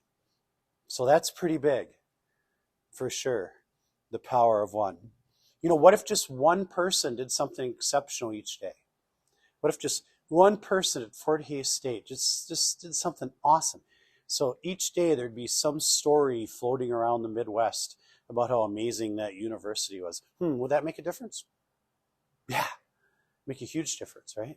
So we have those opportunities. Or maybe you deliver plus one. It's another strategy. So there's a restaurant in New York City, amazing customer service, amazing food. Everybody wants to go there. Pretty much can't. It's so booked up. This one lady always wanted to eat there. Never could. Finally, she had like 4-month notice for a business meeting, called, made a reservation, got in. So she was pretty excited. When that day finally rolled around, she walked into the restaurant. And of course, as you could guess, if they're that top shelf, their employees are well trained, not just in customer service, but in emotional intelligence, etc. And the gentleman at the front desk goes, "Ma'am, I'm sorry, what's wrong?" Because she kind of had a look of horror on her face. She's like, "Oh, I left my cell phone in the seat of the cab, and the cab's already gone." Okay, you're the employee. What could you do? Call the cab company. How many times? Until they answer. right? Yep, that was my answer too. This is a true story. He had to call 23 times before he got somebody at the cab company. Now, I'm not going to lie. I probably had called 5, 6 times. Already patted myself on the back for going the extra mile. I don't think I'd have went that far. If you really would have called 23 times, good for you. But this person did. Called 23 times, finally got a hold of him. By then, the cab was in Manhattan, which is a long ways away. He offered to meet the cabbie at the midpoint and pay his fare, and they agreed. So he leaves the restaurant to go do this. All right? That's going to take a while. So an hour later, she comes back up to that same front desk to pay for her lunch. In the door comes that employee with her cell phone. What do you think her image is of that organization cemented for the rest of her life? But they're awesome, right? Do you do your job +1? I think if we open our eyes, there'd be opportunities more often than we think to do the +1. My wife showed me a TikTok video, it'd be 2 winters ago now, where this UPS guy showed up. It was probably Minnesota, I don't know. It's snowing to beat the band. He's got this package. There's nowhere to put it. There's a shovel there. It's this little old lady's place. He shovels the step, puts the box down. You know, everybody has a Ring camera now, so it's all recorded, and he takes off. It took him like 2 minutes and had like 10 million views. I'm like, oh my gosh, what amazing advertising for UPS. You know what I mean? That because he did his job +1. That's all. Do you do your job +1? My wife has had 2 dogs for quite a while. Our favorite dog ever, Chloe. She was half Boglin, half Boston Terrier. Talk about personality. What an amazing dog. Lived to like 14, but finally did pass. And of course, Michelle set up on these automatic timed shipments from Chewy. So she had to call Chewy.com and adjust her order. And they're like, well, why are you canceling? And she's like, well, it's because that the dog passed away. And they're like, oh, we're sorry.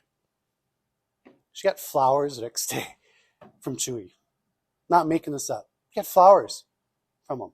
So she took Chloe in to the vet to get cremated. And when we showed up to pick up the ashes, before they did it, they took Chloe's paw and put it into something so they could make a paw print. I'm like, what's going on in the pet industry? Everybody's going deliver +1. This is amazing stuff. That, again, what are the little things we can do? I think of the DoubleTree Hotel in Omaha. Everybody wanted to stay at the DoubleTree. Oh my God, it's so amazing. You know why? Because you got a warm chocolate chip cookie when you checked in. The DoubleTree for about a decade was way outdated compared to some of the other Omaha hotels. It was not in the most perfect, but people went there because of that chocolate chip cookie. What do you do +1? What's just a little bit extra something that can you do? Or maybe find a reason to say yes instead of a reason to say no. And I'm not saying violate policies and laws. Just I was in Fergus Falls, Minnesota, and I had a meeting with a guy, but I had to wait because he was on the phone. But I was waiting right around the corner from his office. Excuse me. Let me get a drink here before I lose my voice. So he was on the phone around the corner of his office, and the door was open, and the call was on speakerphone. So I heard the whole thing. So he was talking to a delivery company. I'm not sure if it's UPS or FedEx. And he's like, hey, I need to make sure that a package gets delivered tomorrow. And the guy on the other end of the phone goes, well, is it marked for Saturday delivery? And he's like, yes. He goes, okay, no problem. It'll be delivered tomorrow. He goes, oh, wait. The last 5, 6 times we've had something marked Saturday delivery, you didn't deliver it because my company, we usually don't work Saturdays, which isn't a big deal. But this package is a big deal, and I'll be here tomorrow, and I really need that package. And the guy's like, sir, you don't have to worry. If it's marked Saturday delivery, they're going to bring it. He's like, you're not listening to me. They have not been bringing it because they know we're not here. So I went to your local warehouse. There's no public entrance. There's no local phone number. There's just a 1-888 number that takes me to you. I need you to call them in Fergus Falls and tell them to drop that package off. And the guy goes, I can't do that. He goes, what do you mean you can't do that? Well, we're in a different system than they are. And it went back and forth like 15 minutes. Finally, the guy was supposed to make it so mad he slammed down the phone and hung up on the guy. Not that I maybe blame him, but I'm kind of sitting there in the lobby and I'm listening to all this. I'm like, that could have been a 1-minute phone call. It could have been, oh, I get it. You know what? We normally don't do this. I'll just call Fergus Falls and tell them to drop off the package. Done! It'd have been done. And again, I'm not asking you to break laws or policies or rules. I have seen hundreds of times in my life, and I've probably done it myself, the gray area where the employee just decides to find a reason to say no or find a policy to stand behind that really doesn't apply. Why are you trying to find a reason to say yes? Be a much better strategy. Whew. Everybody okay with that one? All right, let's finish our challenges. What did you have? So we have a diverse sampling of businesses, and everybody's needs seem to be a bit different. So trying to provide a personalized and intentional experience for every member.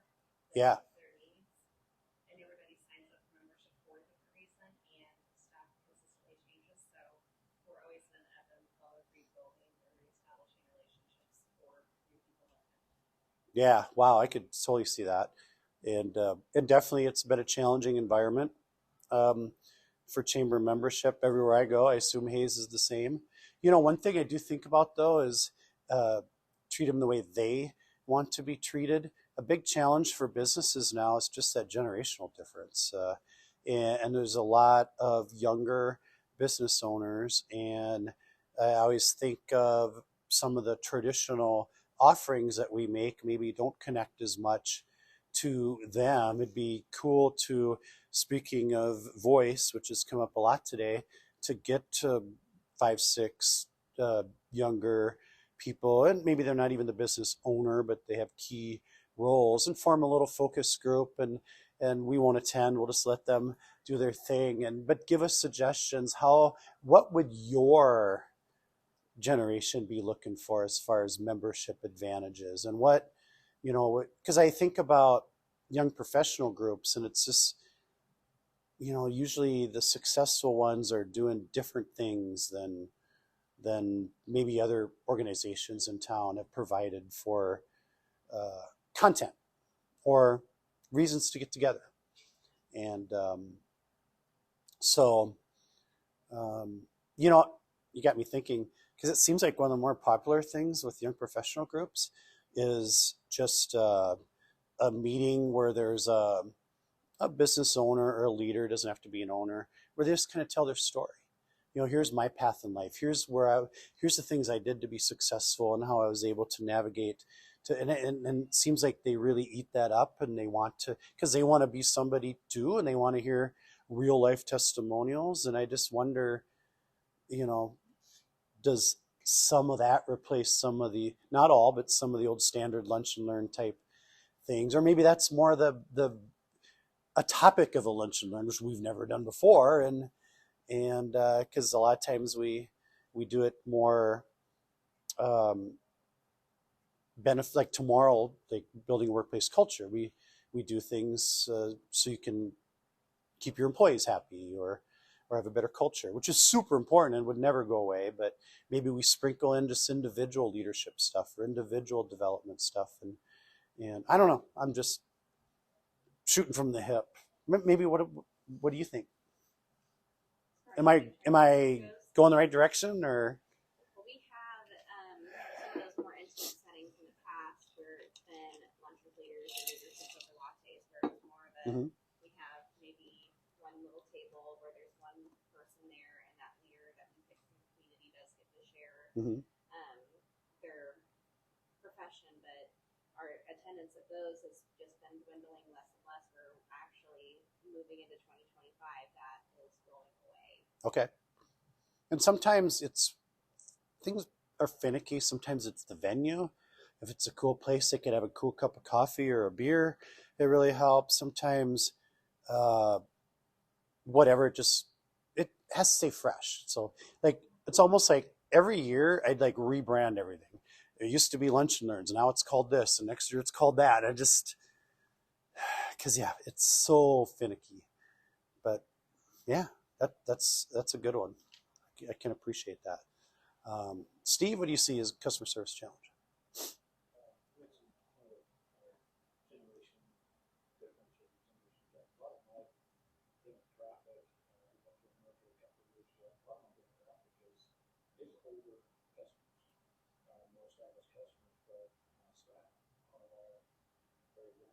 Right, for sure.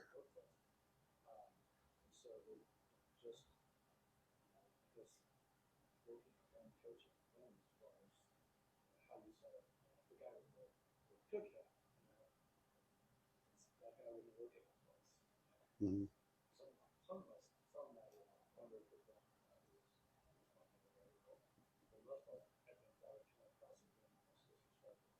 Right.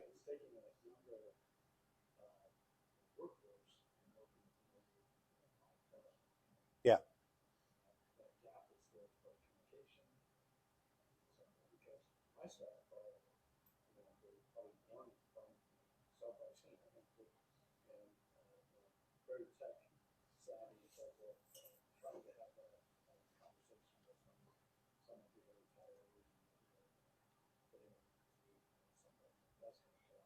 Yep. Yep. And especially the generational differences, the secret is education. If somebody my age on up walks into your location and the first employee they see is looking at their cell phone, they're immediately going to assume you are not doing something work related. How dare you be doing that on company time? It's such a bad first impression. Speaking of first impressions, and it's talking about things we probably didn't used to talk about in our onboarding or even continuous training. And yeah, how do you be that chameleon?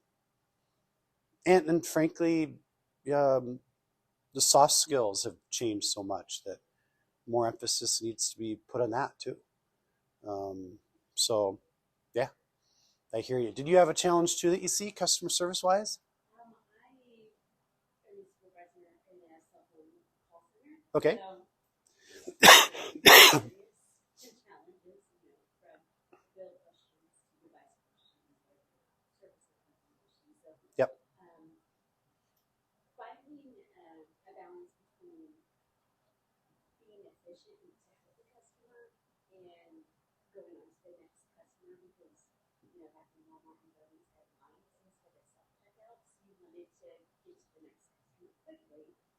And I need to find that sense of urgency in my team to be taking care of the next customer waiting for the answer, but find ways of like, take your turn. This customer is just too much. You don't want, Right. that's a hard balance. Because you do want to take care of them, but they want to tell you their life story or about their dog who had these adventures. Well, that's great. Yeah. So that's a hard balance. It is. And I think of role playing as a tool to, help them navigate those things. Plus, uh, I do think in most all walks of life, we need a polite way to bow out of the conversation. Almost everybody in this room probably faces that scenario where, yeah, the guys go all day. I don't. So what are some tips and tricks? And I actually like to write scripts for people.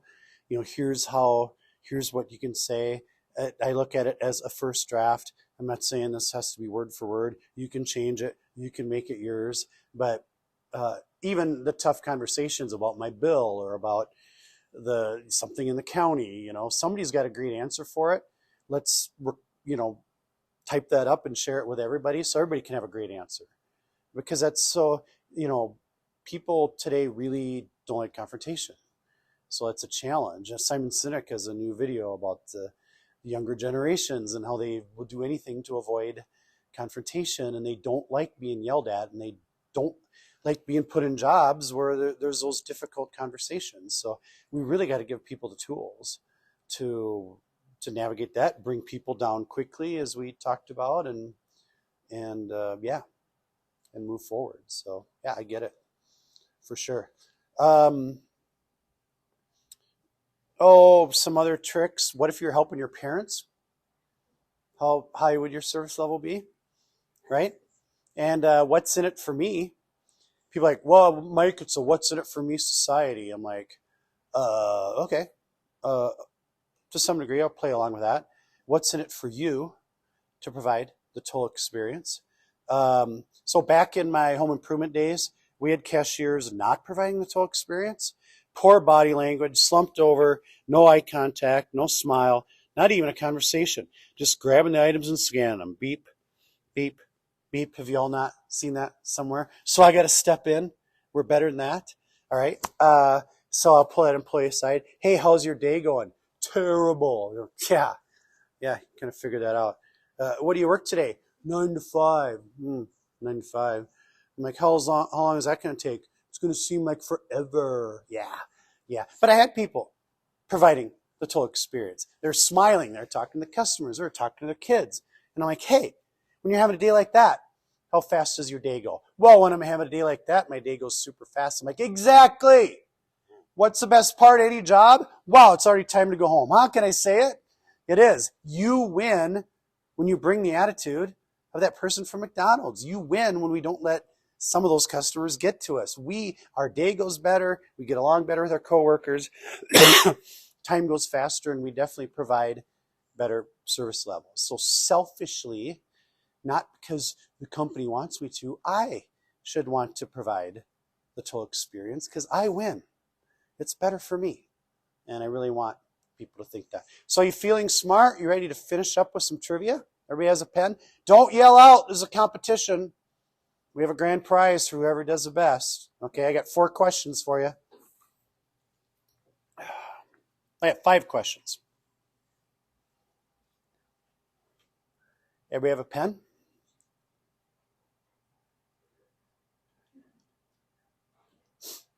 All right. What percentage of customers, again, cross-section of industries in our country, what percentage of customers said one good interaction can lead to a long-term relationship with you? What percentage of customers said it would take just one good interaction to lead to a long-term relationship with your organization?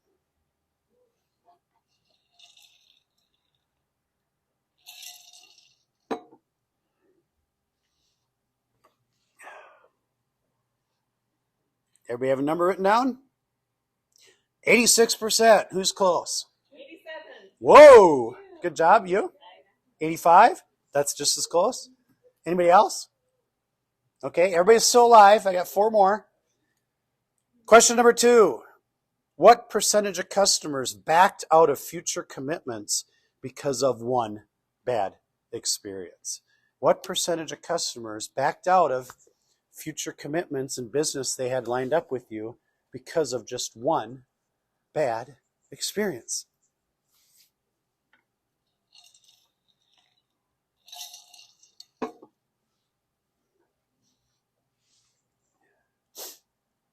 Everybody ready? 78%. 74. That's pretty good. Anybody else close? Good job. Good job. Kind of powerful numbers, would you agree? Question 3 of 5. What percentage of customers will forgive you for an experience that is very poor? What percentage of customers will forgive you if they have a experience that's very poor? It's just a cross section. All generations included.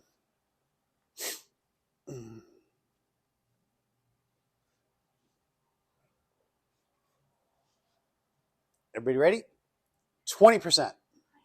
Whoa, good job. So not very many. You see how important each interaction is with our customers, with our citizens, with our students? Again, fill in the blank. Question 4.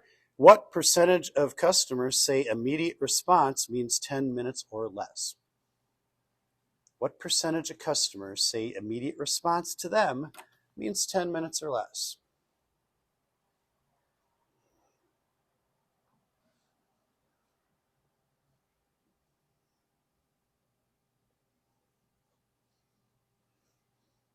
Everybody ready? 60%. Anybody close? Not so close? Yep. Immediate, and that's either a chat box or a voicemail or, hey, I'll have them call you right back type thing. Yeah, it's a short time span. Last one. We do have one with a perfect answer, but we could get a two-way tie, so you're all still alive. What percentage of customers read online reviews? What percentage of customers read online reviews?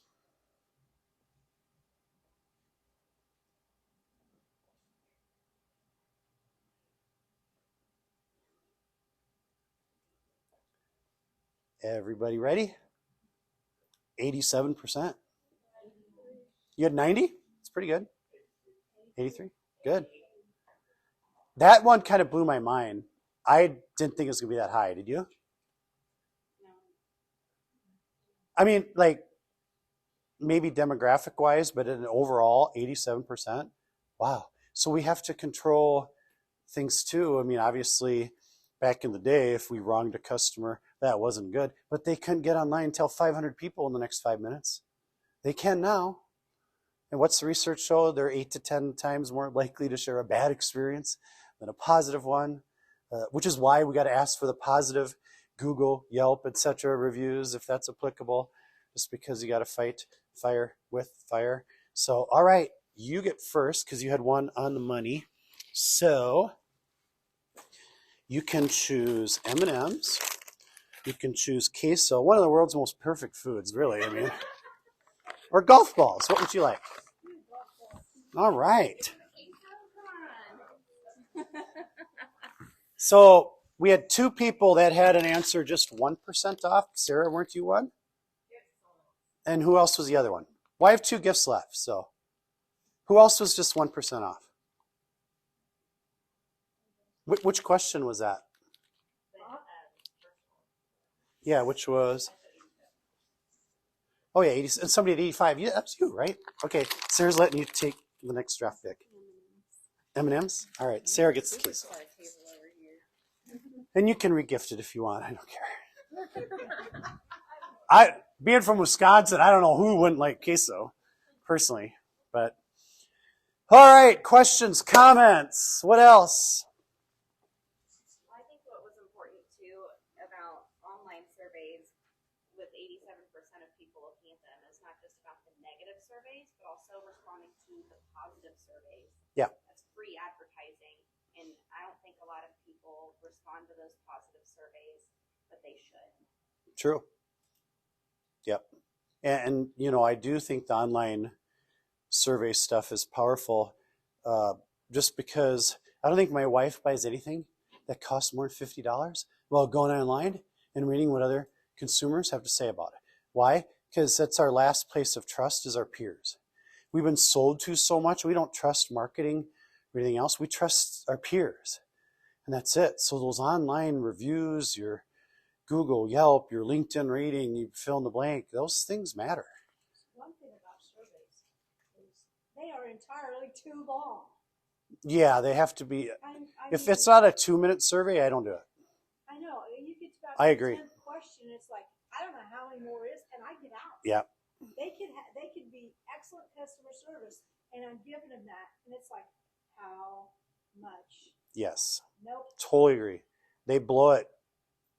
The smart ones, it says right up front, will you take a 2-minute survey? It's right in the headline that it's a 2-minute survey. And it's the only ones I do. I don't know what the rest of the room does, but unless it's somebody I really. Questions. I was thinking about when we used to send out those post surveys, and all of the things that you said that were the top 10 reasons that customers look for did not match what our surveys asked whatsoever, which was a surprising take that I had. Yeah. Yep. No, I was really surprised by that result too. It's just, yeah, things change, and again, we look at it from our point of view. Well, I'm sure they want to know about this, and I'm sure they want to. No, we need to look at it back to the total experience from their point of view, and I can't look at it from their point of view. I'm so biased because I work for the organization. There's no way I could do it. I need to to do the focus group thing or surveys or things to tap into how other people are perceiving it. And yeah, so cool, for sure. I used to work at Radio Shack, and we would have customer surveys that we'd circle, obviously, on the receipt big trend, but we would give people a discount on a future visit when they would actually fill out the survey. Yep. The reason I chuckled when you said Alltel is one of the things we sold her for a while is Alltel done. So Okay. that was a blast from the past. So Yeah. Yep. Yeah, it's funny how things change, but yeah, and a lot of organizations still do that. A lot of retailers and restaurants still beg you to go online and fill out some survey. If you do, you get 10% off your next purchase. But they want that feedback, and they need that other point of view, and yeah, and actually it's kind of genius because it forms loyalty. It's the same why Menards does rebates, etc. It's to bring you back and all those things. Other questions, comments? I think surveys are great if the person taking the survey understands the scoring. We do what we call voice of the member, and so it's just a survey on their experience with us. And so it's great if they're really tough, because if it's not a 9 or a 10, it's really considered a survey. Yeah. People give them a 5, and I'll follow up with a phone call, hey, saw what you gave us a 5, and then we can change this, and they'll say, oh no, we love you, great, we're lifelong members, and they give us a 5. So we thought that was great. Yeah. Yeah. And you just got to believe my survey. Yeah. Last 6 months, we love it. Yeah. Well, yeah, I don't know. That one's always been a head scratcher to me. Obviously I work with a lot of companies, and one of the areas that we end up talking about at times is performance reviews. So they might have a 1, 2, 3, 4, 5. And then we got these supervisors. I don't give 5s. I'm like, but that's not fair. If you gave 5s across the board, yeah, that can't be true. Nobody's perfect and everything. But if somebody deserves a 5, they should get a 5. But yeah, there's people, nope, I don't give 5s. It's like, so yeah, just the survey taking thing is another melting pot of people and views and perspectives. It's so fascinating, isn't it? Yeah. What else?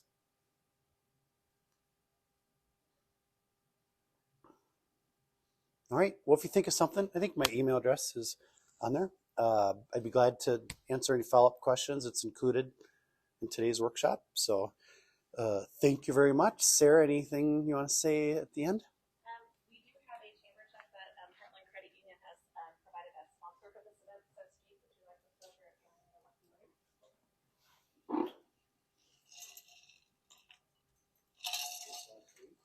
You won golf balls, a pen, and Reese's peanut butter cups. You had a good day. You probably won this too. You better check your ticket.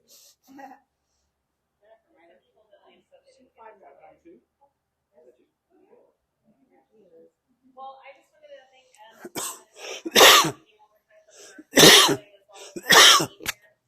as shared, we will go ahead and get the kind of top 10 list with you and any other pertinent Yep. information to email along your way. So you're welcome to kind of sit and visit and just kind of follow up words about customer service. And we will be sending out probably a survey to membership for some workshop topics for next year. So if there are any special offerings you would like to see from us, please also feel free to provide that feedback on the way today.